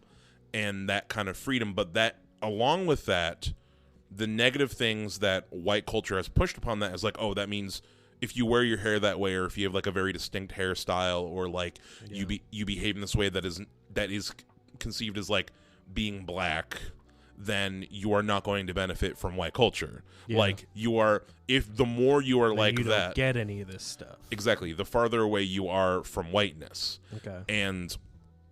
And when other people move into, like, I saw it a lot of times, like, my growing up, like, there was a big like, there was, like, a lot of Nepalian immigrants that moved into, like, where I grew up. Like, there was, like, a big refugee settlement thing, and I noticed, like, you know, like, a lot of the kind of like quote unquote poor kids from, like, this, like, you know, Nepalian refugee, like, situation thing, like, all the poor kids growing up there, they assimilated into what was perceived as, like, black culture, like, listening to hip hop, and they're wearing like the kind of rap clothes and, like, you know, and all that kind of stuff, and, like, to kind of rebel against whiteness. And that is where everyone is, you know, is what I'm trying to say. I gotcha. And but now what I'm trying to say is how that's different now, and those lines I feel like were a lot more clearly drawn. How it's different now is that like, a lot of white people who consider themselves liberals, or people who are on the left, don't understand that distinction. And what's happening now is that black people are, like, the problem is that black people are no longer being allowed to have that influence, because now the dominant like cultural pushers are all people who are just doing the same black thing over and over and over again. Like, Billie Eilish is just, like, doing the black R&B thing, and, you know, like, from the 90s, and, like, reassimilating it to now, you know, and, like, everything now, like, you look at, like, influencers on TikTok and, like, new musicians and, like, all the new things you are seeing visually in the world are old black ideas that are just being recycled that white people have forgotten about. And there really isn't a whole lot of new, outside of like certain film, there isn't like a whole lot of new like black content or like content specifically for like, people talk a lot about like, oh, there's no black cartoons anymore, there's no like, you know, black content for kids anymore. Dude, fucking Static Shock, fucking what was that the character's name, Juniper Lee, she's like the native like little girl fights monsters, like the cartoon and stuff. Fucking Class of 3000, fucking like fantastic like cartoon about like, you know, Andre 3000 is like a jazz teacher, like teaches all the kids and stuff. You know, there was like all of this content early on where you see all this like representation. Even Kids Next Door had like so much representation. That's true. That was so, we're really going off topic as far as like, and now Proud Family and stuff. Yeah, Proud Family, another example. Like, there's a lot of That's So Raven. Yeah, but you don't see George Lopez show, not black, but like POC families and stuff. Yeah. None of that really exists right now in a way that's authentic. That's like, true. If you see any of that stuff, there's no new. I mean, there's no new IPs for anything anymore. No. But anything that is created now that is like that represents representation only exists to try to cash in on that. Like something like Miss Marvel, for example. Like, look, we got a Middle Eastern superhero or whatever. You know, like. They're doing that, and like the show is designed to be like, oh, like we're trying to just tap into this demographic, rather than it being like, no, this is just a story about this girl who just so happens to be from that culture. Yeah, you know. Yeah, it's always very cynical. Yeah, and what I'm trying to say is, I think what we started at the Tulsa massacre, and we got like all the way like to that. Who would direct the Tulsa movie? Yeah.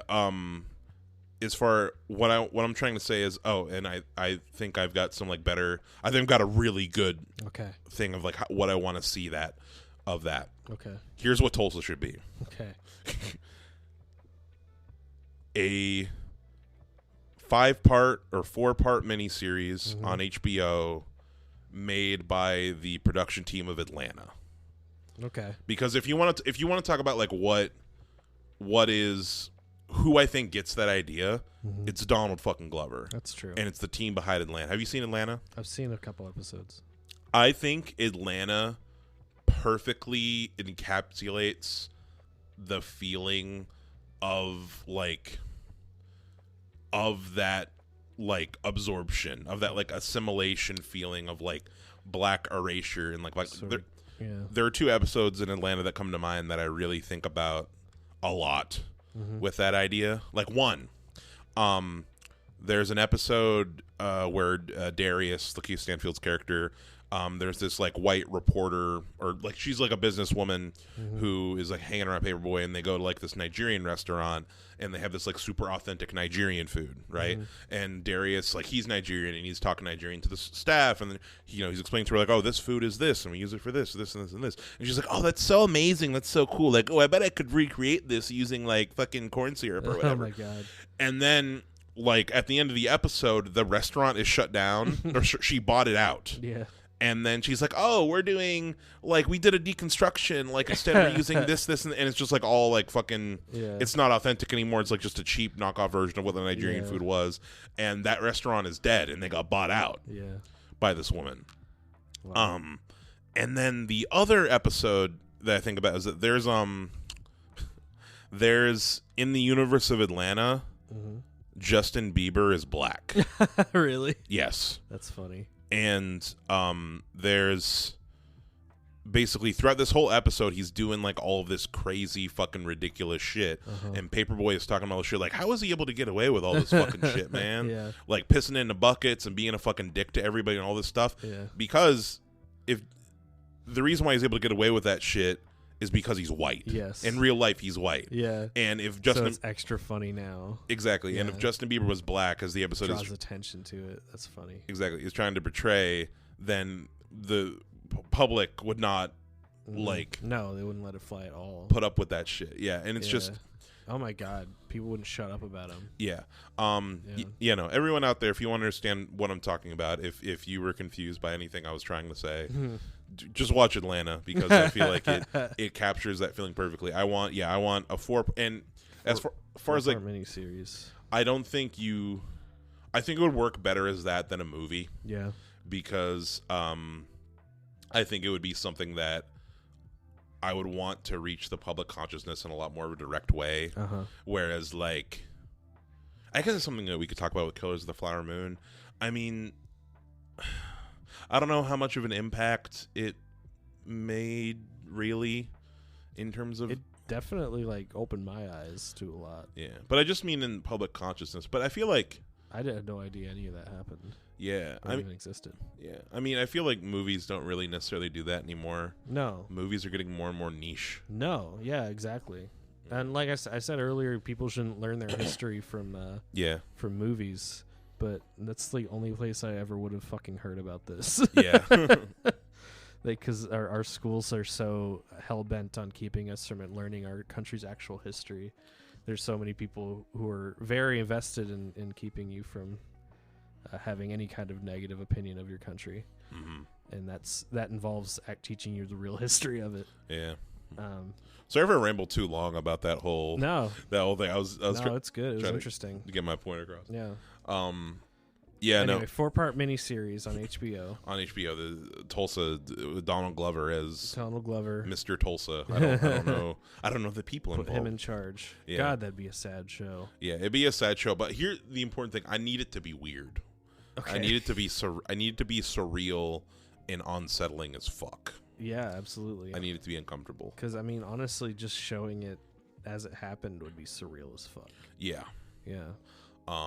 And that's the thing. Like some of the better, I think that is what I'd say that Killers of the Flower Moon might be like missing. I mean, I appreciate it being straightforward and telling me stuff because I'm dumb and I just like as far as like it's very digestible. I think it is extremely. It's very very well told story. Yeah. And I think that emotionally, maybe if they had a filmmaker, I can't think of one. I can't think of any really like indigenous directors right now. No, me either. But if somebody who might have someone younger who might have portrayed this story in a more artistic way, yeah, I think it might have resonated with younger people better. Yeah, perhaps because like a lot of everyone I kind of see talking about this movie are like the older, like Oscar, like, oh, it's a tour de force kind of vibe. Honestly, yeah, I guess. I think if you don't have the attention span for this movie, that's like your own problem. Yeah. I don't know. I feel, it's a very easy to watch movie. It's a very breezy watch. You wouldn't think so with the subject matter and the length, but yeah, no, it's very digestible. Yeah. As far as the filmmaking goes, let's get away from the politics of it for a minute. Let's talk about it in a movie. Yeah, it's edited very well. Yeah. Like, same thing with all Scorsese's movies. The second half definitely better, but, like, I feel like overall every scene flows into the next. Yeah. Like, it's very organic as far Extremely, as, like, next, like, you see Molly and Ernest making out in the car, and then their chemistry is so good. Yeah, then they're having dinner. Yeah, no, they are like really great. They have such great chemistry. 100%. Yeah. Even though he's such a bastard. Even though he's such a fucker. Yeah. I mean, it's a big part of like you kind of like fall in love a little bit with them. That's part of like that's part of like he does all this horrible shit, but they laid that groundwork so effectively early on that you still care what happens to him, whether like you want him to see justice or not. Like and he doesn't. Can we talk about the ending? My favorite part. Oh yeah, the radio show. Yeah, go on. Oh my god, talk all about that. That is the most impactful part for me. It basically cuts from, was it the scene in the prison where he says he's going to testify?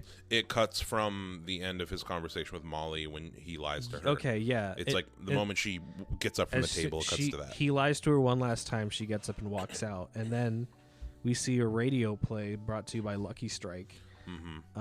Being performed and recorded. Yeah, being performed on stage in front of a crowd with like live sound effects and everything. Jack White is there, But yeah, Jack White is one of the performers, which is interesting and unexpected. the final crazy cameo. Yeah. So, and they're describing sort of like the last moments of the trial and the convictions and everything, and sort of going through where everyone is and how everyone ended up. And the last one is Molly, and that's delivered by Martin Scorsese himself. And basically up until now, it's just like, yeah, he went to trailer park, he died. He died very comfortably at like age 86 or whatever. And then it's this very earnest delivery of Martin Scorsese reading what happened to Molly. And it's almost just like, I read that as like, this is Martin Scorsese saying like, this movie is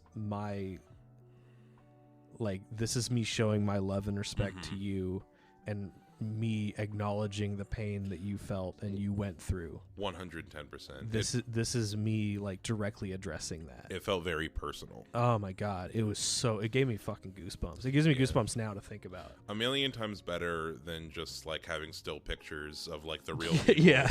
Which is no, it was a billion times better.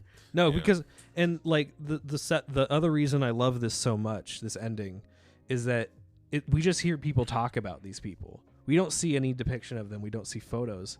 It's like what you've been watching for the last 3.5 hours is no more real than this radio drama. But we want to emphasize that this shit actually happened. You don't have like.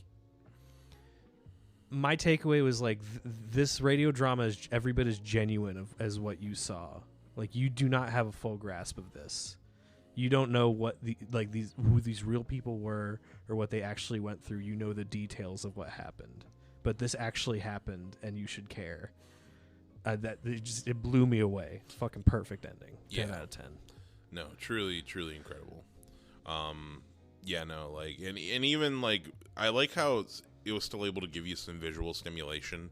Yeah, that too. Yeah, just as far as like being able to see the costumes of them recording and like seeing the little washboard people thing getting up, and you see the smoke and mirrors. You see behind the stage. Yeah, no, it's super cool. It's like, no, this is a big this is a production. This is all fake. This is a fake depiction of what happened, but this shit really happened. These people really existed and died. It kind of made it feel like you ever watch what's it called?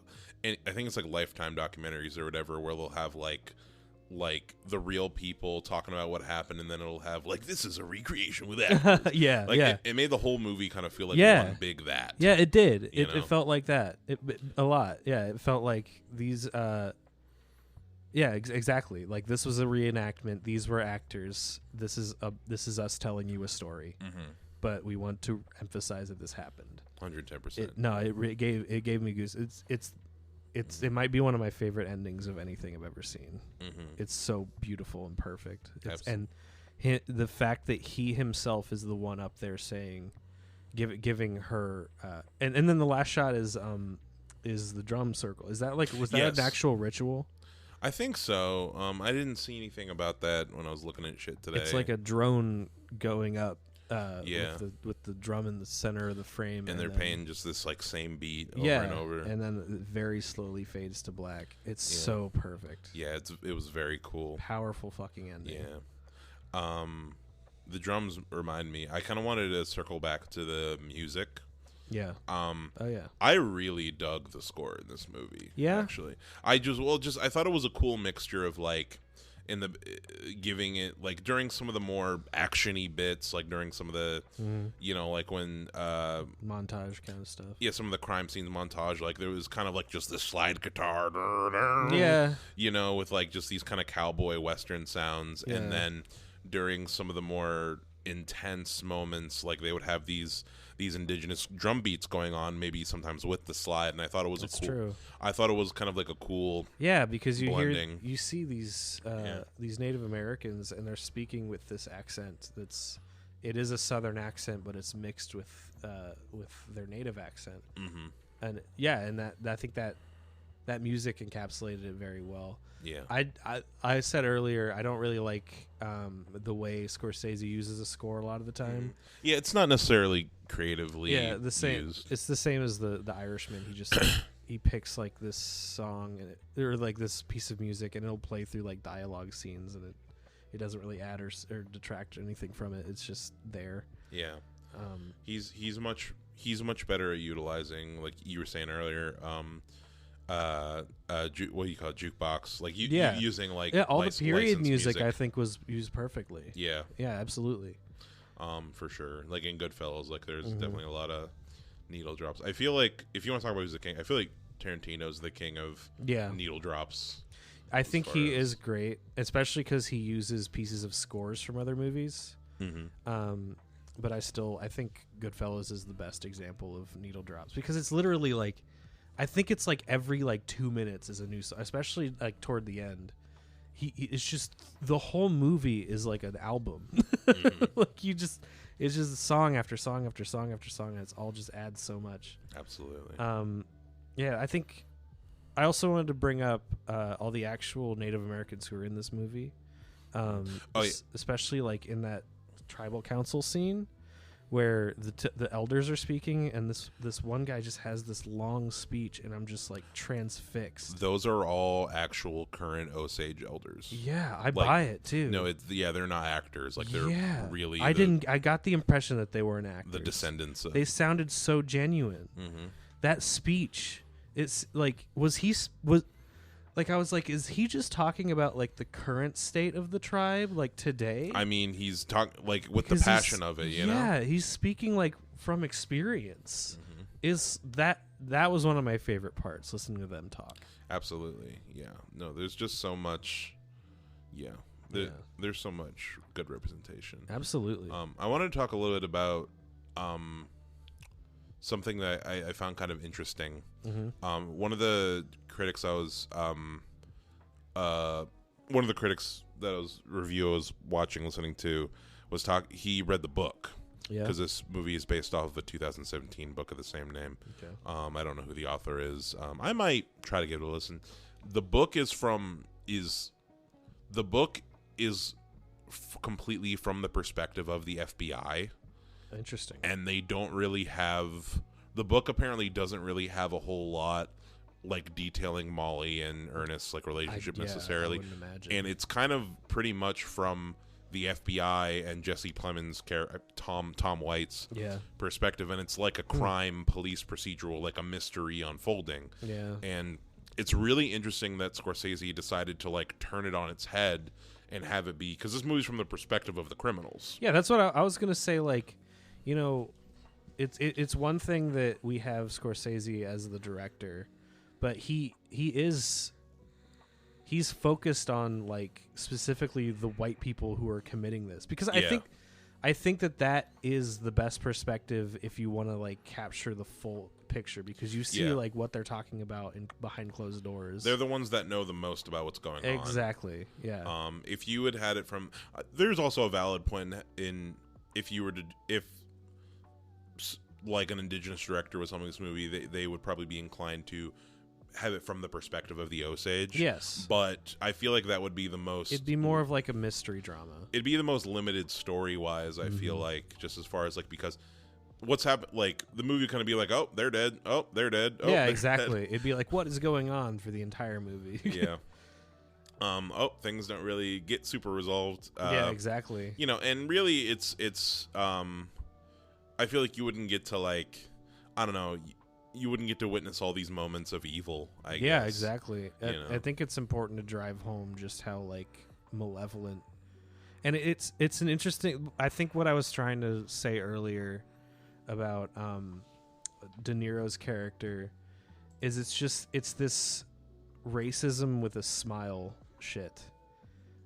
It's this like, it's because he has nothing but good things to say about the Osage people, but he clearly doesn't.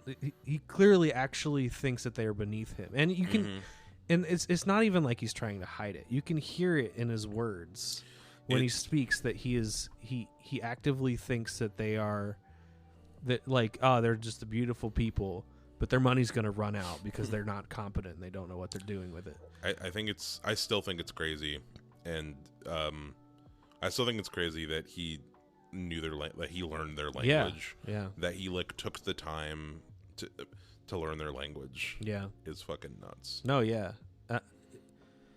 It's the fact that he ingratiated himself so much.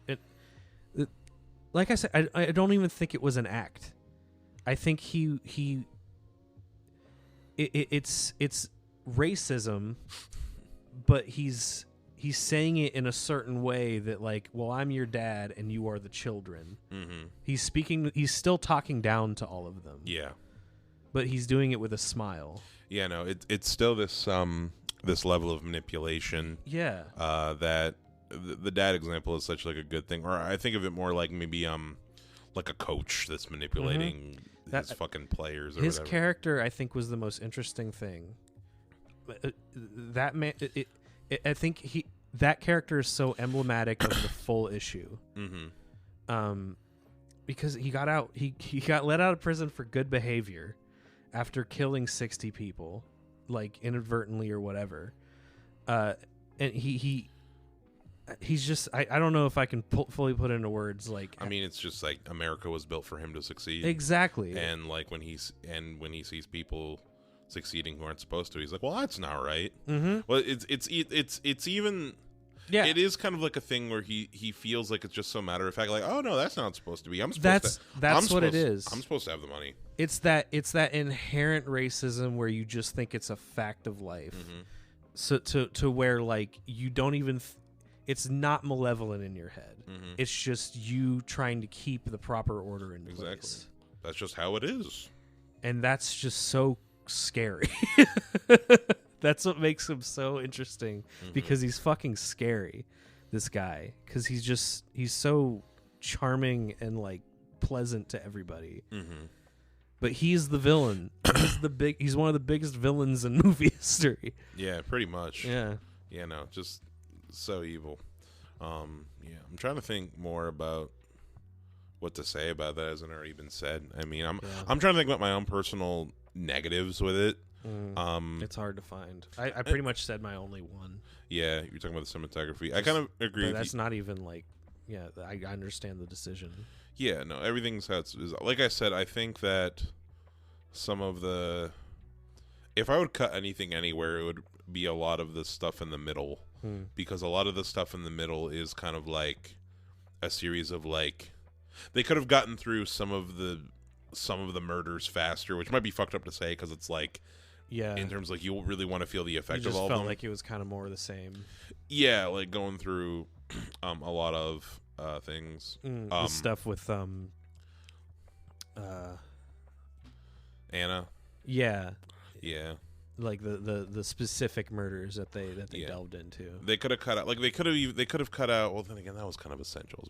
I was about to say they could have cut getting shot in the back of the head. Yeah. That was a catalyst though for like the rest of the movie. That's true. I was gonna say that they could have cut out like the guy who who Leonardo DiCaprio said that he could steal his car. And right. I think his character's name was Blackie. Like you could have cut some of that, but then that was important because it came back later. I didn't find any fat in this movie to trim, to be honest. Yeah. Honestly, and I can say that about I think all of his movies, including like even the really long ones, like The Irishman might have been a little bloated, but like I think he's an incredibly efficient filmmaker. Mm-hmm. I think when one of his movies goes this long, it's because it had to. Yeah. And this story was so like it had to start from the beginning. It had, and it didn't even start from the beginning. It started with Leonardo DiCaprio's character coming in pretty much in the middle after so many deaths had already happened. Yeah. Like he already cut out a lot of shit. Yeah. I think the only way you could have cut shit from this movie was if you had it been from way less characters' perspectives. Yeah. Like they could have. There's a version of this movie where actually it's a good example. Have you haven't seen Priscilla yet? Have you? Right? No. Okay. Well, all right, I'm not going to talk about that.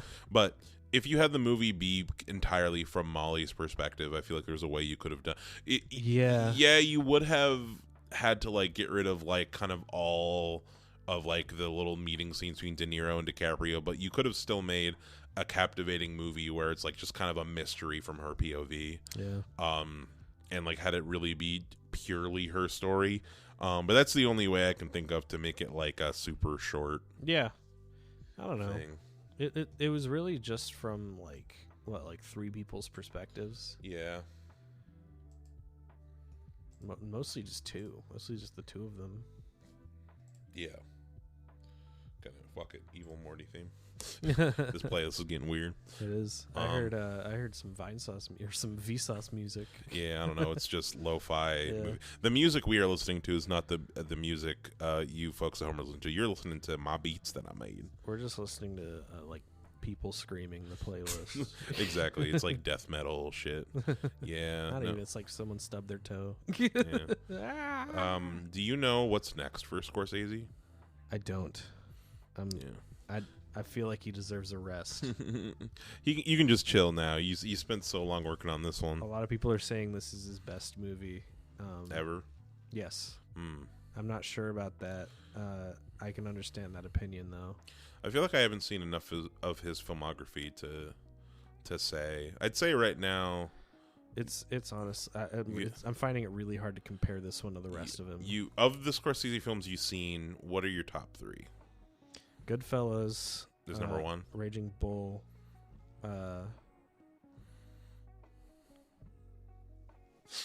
You next. I'm gonna try to think of number 3. And then they all suck. I'm trying. I've liked all the movies I've seen by him. Yeah, I mean, Raging probably. I've only seen. For me, I've only seen probably like Taxi Driver, number 3. Oh, I forgot about Taxi Driver. My Goodfellas, number 1. What are the other ones I've seen? I've seen Gangs of New York, this, Taxi Driver, The Departed. And then there was one more that I had seen: Raging Bull, Killing on the Flower Moon, Taxi Driver, Departed. I already said Gangs of New York. Did I? Yes. I don't know. Fucking Goodfellas is definitely number 1. Not so easy, is it? No. Goodfellas is definitely number 1, just in terms of like I just think that all around it's perfect for what it is. It's a really entertaining movie. Yeah, it's super entertaining. It's just super tight. Yeah. Like talk about no fat, like that literally not. Yeah. That my top 3 was not including this movie. Yeah. I feel weird including this movie in a top 3 of maybe Taxi Driver for my 2. It's been a while since I've seen it, but that movie definitely did have a big impact on me. I just like I really love how grimy that movie is. I think the soundtrack in that movie too really fed into that. I've got kind of a Dirt is really a big seller for me in terms of like making a movie feel movie or any visual medium feel very real. Yeah. Like that's one of the things. Like I feel grimy. Last year, me and Courtney, they hadn't seen Game of Thrones, and we watched all Game of Thrones. I'd seen it before, and I love how dirty everything is in that show. Like all the armor is like covered in dirt and shit, and all the food looks nasty, and just like it's like when we were watching High School Musical, and we were just like the opposite. Everything is so spotless. It looks like a dollhouse. Yeah, it does. We watched High School Musical 2 Extended Edition. What of it? We did on after our Christmas party. And no, we're not doing an episode on it. A hoot and a half. I would right now. I would totally do a High School Musical. Let's TBD. High School Musical crossed with Iron Claw. Dude, I would be down for that. That'd be sick. Yeah, that would be a fun. This is a serious episode. This is like. That would be like the most chill, relaxed episode. You know what I think would be a fun actual episode to do that I think would be cool? We should do a few movies in black and white. Yeah. So The Thing, I think Jeff Goldblum's The Fly could be really cool. Fly. In black and white. And maybe Raiders. I kind of like keeping it that B-movie horror vibe. Horror movies. I feel there's a lot of horror movies that could benefit from that. It Comes at Night. It comes at that would fuck. Damn. Scary in black and white. A Quiet Place. Quiet Place in black and white. Yeah. Yeah, that would fuck. That'd be pretty good. Yeah, no. There's a lot I can think of. But yeah, no. So we got to do the prop. I just want to say, Oh shit. This has almost been a Killer of the Flower Moon because I'm looking at the time. Guess how long we've been talking? I'm gonna say 2 hours. 2 hours and 54 minutes. God damn, for 3 boy. hours. Holy shit. I was wondering, like, we're about to make it to Killers of the Flower Moon, like, but no. So prop time. So what prop are you taking? Because there's a lot more options. I feel like this is a much easier one. So I don't know how culturally insensitive this is. Forgive me if it is, but that blanket looks cozy as fuck. Which blanket? That Molly is Lily wearing Gladstone's blanket. at the beginning. That does look so that cozy. looks cozy as fuck. If it's like some like religious article, I'd feel bad. According to the video I was watching today with the costume designer, so that is like Osage women still wear those today. Yeah. Like the I think it's called something else. It's not directly called a blanket, but like it is like a traditional Osage woman. Would I be a garb. piece of shit if I wore it? Maybe not in public, just like at home, just for I just for the couch. It'd be respectful. It looks cozy though. It'd only be love. Do you remember the jacket that Leonardo DiCaprio was wearing? Oh my God! It was like a sweater sport coat. I fucking love that jacket. It was like orange. It looks so sick. I want that. Yeah. Yeah. You know what? Yeah. I want that. I want that. Yeah, you can have that, and I can borrow it for sure. Or I don't know. There are a lot of little costume pieces. I want Jesse Plemons' big hat. Yeah, there's a lot of big hats in this movie. There's a lot of great big hats. Jesse 10-gallon hats. Jesse Plemons' hats. I mean, can we just splurge a little bit talking about how awesome Jesse Plemons is? He is great, isn't he? He's a lot of fun in this movie. He doesn't get nearly the props he deserves. He is so weird and so captivating. Yes. Like Breaking Bad, dude. Yeah, no, he's incredible in Breaking Bad. Whenever I see him in a movie, even if it sucks, I'm like, you know what? At least Jesse Plemons here to make it good. Have you seen Game Night? No. With Jason Bateman and Rachel. Yeah, I know of it. So it's a okay comedy, like family comedy or whatever. Yeah. But Jesse Plemons plays their really weird neighbor, who like he's just always such a weird guy. His character is so funny because basically, so they have like game nights where they invite their friends over to play board games and shit. And Jesse Plemons' character is her neighbor, and he recently got divorced. And Jason Bateman and Rachel McAdams were friends with his wife. Yeah. And his wife and him, Jesse Plemons, used to come to their game night. Okay. But she divorced and she moved. Okay. And they don't invite Jesse Plemons because they think he's weird, and they only had him there. And he has a problem with it. Yeah, well, they basically throughout the movie try to they lie to him to try to make him not come. Like they're having a game night and they're trying to lie to him, saying that they're not. Like they're coming home from the grocery store with all these snacks, and he's like, "Hello, how are you doing?" And he's like, "Oh, hey, bud, just like, are you having a game night? I see all those snacks." And he's like, "Nope, they just had a sale on chips. You know, fucking buy one get two free. Buy one get two free. Yes." How would Frito-Lay make a profit? That's ridiculous. He's got this like dead stare, and he can just open up with this smile that you just cannot read. Yeah, he's just built for that kind of fucking weird character. Mm-hmm. Yeah, I want to see. He has played like a lot of small. I really want to see him get one big thing because he's such a good character actor. Yeah. As far as like he's played all these like really small, fun kind of villainous roles. Yeah. This is one of the more kind of hero thing. He almost reminds me of like. He was in Black Mirror as a hero, right? No, he was a villain in Black Mirror. Was he? He was evil as fuck. He was in that Star Trek episode. Yeah, and he was the bad guy. All I remember is the ending where he gets to, or was it not him? What are you talking about? The ending where he's basically in No Man's Sky and he just gets to have fun, or is that was a different person? He gets killed. The whole crew. It shows you my devotion to Black Mirror. He's if you remember in that, much I remember. He's the CEO of the company that makes the video game, and he like makes digital clones of his employees who have all been shitty to him, and he tortures them inside his own personal Star Trek. But he wasn't the protagonist in No Man's Sky. In that, no shit. I remember him wearing the yellow Captain Kirk. Well, yeah, no, because he has his own private little No Man's Sky VR world where he plays his own version of Captain Kirk, and he forces all of everyone else to play along and tortures them if they fall out of line. I see. Like if they don't play along in his bullshit Star Trek thing, he fucking like He's never been a good guy. cuts their virtual dicks off or whatever. Right. Yeah, and like he remember he like erases her face and shit. Oh yeah. Turns them into creatures or whatever. I used to like Black Mirror. That's my favorite episode of Black Mirror. Yeah, I get it. I've never watched it consistently. Like the only episodes of Black Mirror I've watched have been like episodes I've heard are really good. I feel like if I were to go back and watch the Black Mirror episodes I liked years ago, I would not like them. I'd think they were pretentious and I don't like using the word pretentious. I'd think that they were they think that they're smarter than they are. Yeah. A lot of it's just like AI is bad, the future is bad, books are good. I feel like that's the definition of pretentious right there. Black Mirror is smart. Yeah.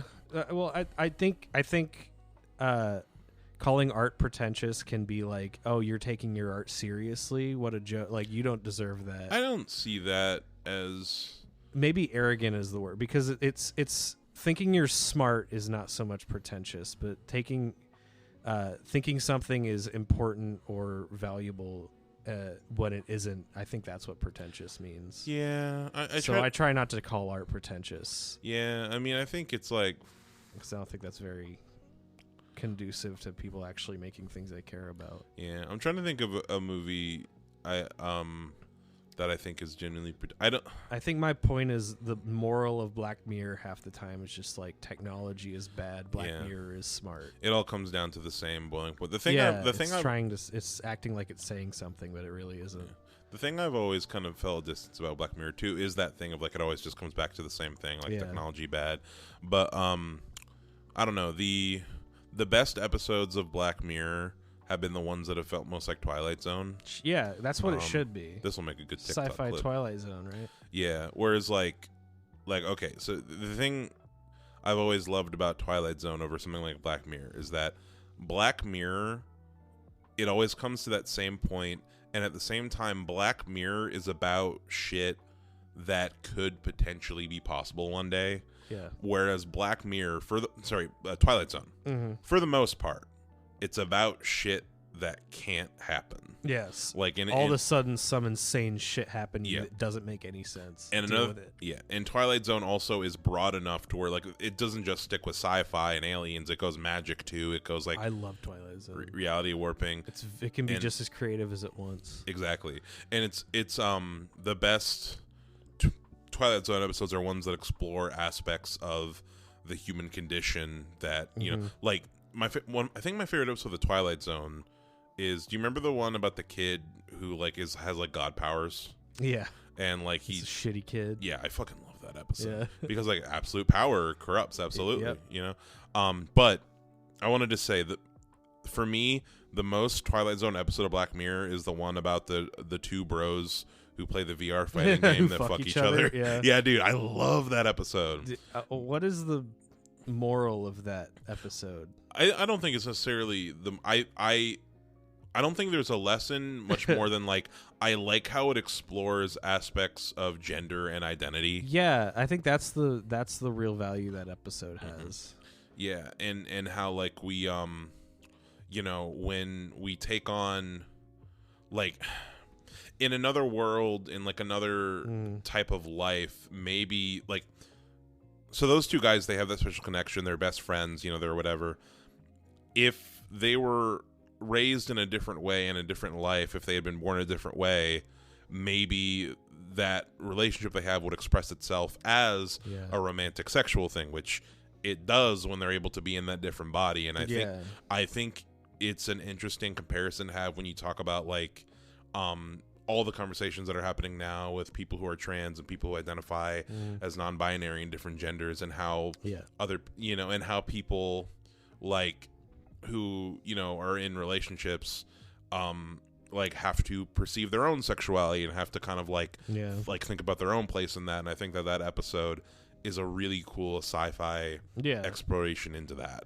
And it's not saying ooh, technology bad, it's saying technology interesting. Yeah, technology can open new avenues for human psyche. Yeah, it's using this technological conceit as a way to explore a very human topic. Yeah, and that's what it should have been the whole time. Yeah, but I feel like Black Mirror has more of its roots in being kind of like a horror show. I like the one where the guy fucks the pig. That's the very first episode. Yeah. I don't actually like that episode. It's fine. Whatever. There's an episode with like the dating app one that I thought was kind of cool, where it's like the two people they're matched and they have to see how long they can be with each other or whatever. I don't remember that at all. Yeah. Did you ever do Black Mirror Bandersnatch? Yeah. What did you I think? did it when it came out. I don't remember a fucking thing about it. I liked it conceptually. I think it's about a game. Yeah. I don't. But how it was like interactive and you could choose. Yeah. It was like, it's like a choose your own adventure book. Yeah. But Okay, but as a movie. It left like no impression on me. Yeah. If it was a cooler story that was designed. I think that was the problem. Yeah. I had no desire to like go back and do it again because Yeah. it's like, I have to like no, I'm good. I gotta do it again. Fuck. I have like actual games I could play. Make all your yeah, no, it's yeah, it got. I feel like that was one where if they had gone weirder with it, it would have been a lot cooler. Yeah. Like really take advantage of like weird aspects of the medium and like really got fucked up. I think at the end of the day, Black Mirror just ends up playing it too safe most of the time. Mm-hmm. Yeah. Black Mirror of the Flower Moon. Black Mirror of the Flower Moon. Yeah. Next episode, we said we were going to be talking about Saltburn and Parasite, which we might still do, but we came with a lot of interesting episode ideas this episode. That's true. And I don't know if I want to do one of those first. Although I don't know. I feel like we should still do Saltburn because it's a newer movie. It's relevant. It'll probably get Oscar buzz, and it's interesting to talk about. Would that be dumb? What I was about to say. Please. We could do an Oscars live stream. That'd be fun. All right. That'd be cool. Yeah. Live See reactions. what fucking weird shit happens at the Oscars this year. Yeah. I watch the Oscars every year. Yeah. It's a fun time. Yeah, it's always a fucking train wreck. It's my Super Bowl. Really? Yeah, no, it's just in terms of like, I love the drama and the tea and the upsets and the fucking. I remember I had an Oscar. We were trying to decide if we're gonna do an Oscar. I definitely think we're gonna do an Oscars parties now because I think people would come. Yeah. But Studio 35 does like an Oscar night thing where they have the like on the big screen they have like the Oscars going and stuff and That's like interesting. But no, we're probably gonna do an Oscars party here, and like I had a drinking game in college where like I had my my list of predictions of like who I thought was gonna win each category, and for every one I got wrong, I had to take a shot. I got very drunk in 2017. It's very hard to predict because who are these people? Yeah, Who are these people that vote? It's a combination. The Academy. Who are they? The Academy. Who is the Academy? The They're just people who get the copies, who get the vote. Yeah. Well, I mean, the Academy is a combination of directors, writers, actors, and people, previous winners, and like just people in the industry who are like the leaders of the Academy have deemed worthy to like vote in the Oscars. The and answer is we don't know. It's mostly white men. Yes, it's like producer. It's like Weinstein types. Yeah. That's what my image of the Academy in my head is like Harvey Weinstein, just like times like 5. A couple of them. It's the most like out of touch, just like executives. Yeah. Who like also like their votes are at once very predictable and twice nonsense. Yeah. I have my my theory. Not I don't even call it a theory. Every Oscars focuses on one of 3 things. Yeah. Like the focus of all of them are on one of 3 things. Movies about making movies. Yeah. Movies about movies. Hollywood jerking themselves off. Like La La Land type deal. Isn't Hollywood great and not a toxic cesspit full of pedophiles? Yeah. Ethnic diversity. So it's like it's a big black year, or it's a big last year Everything Everywhere All at Once. Oscar's swept. not so white, you guys. Yep. That or gay.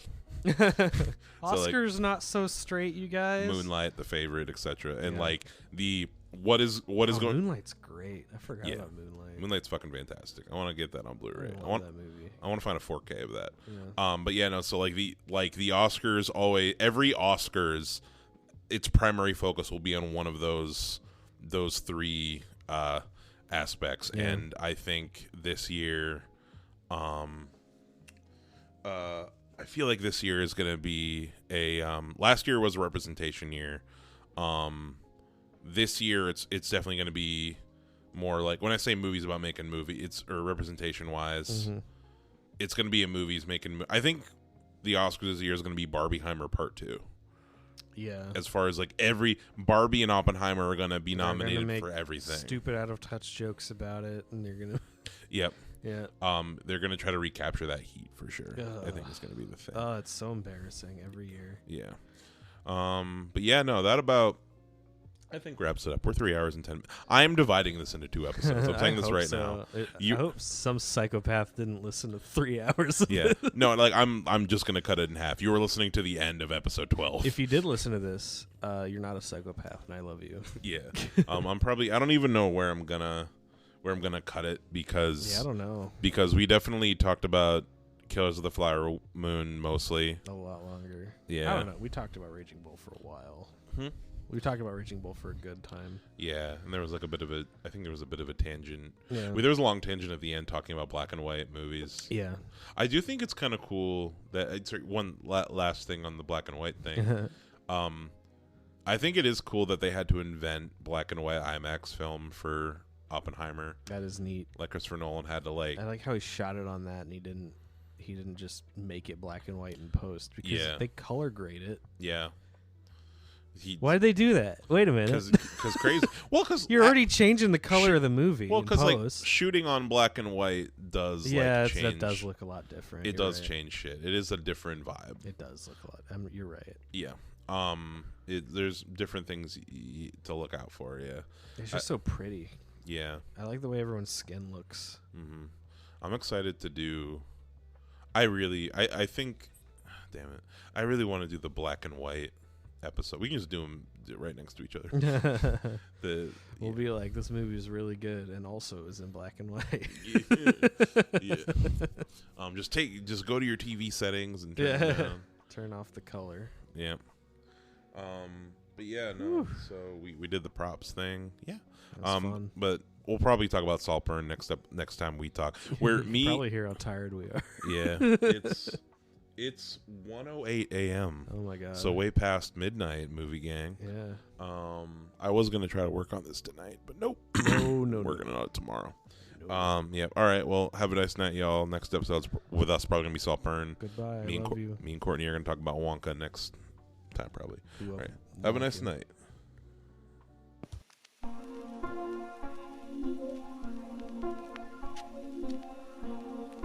So, here we go.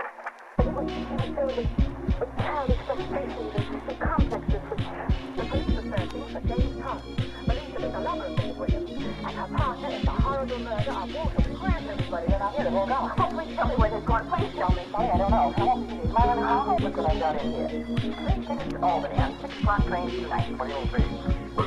Special agent, Special agent,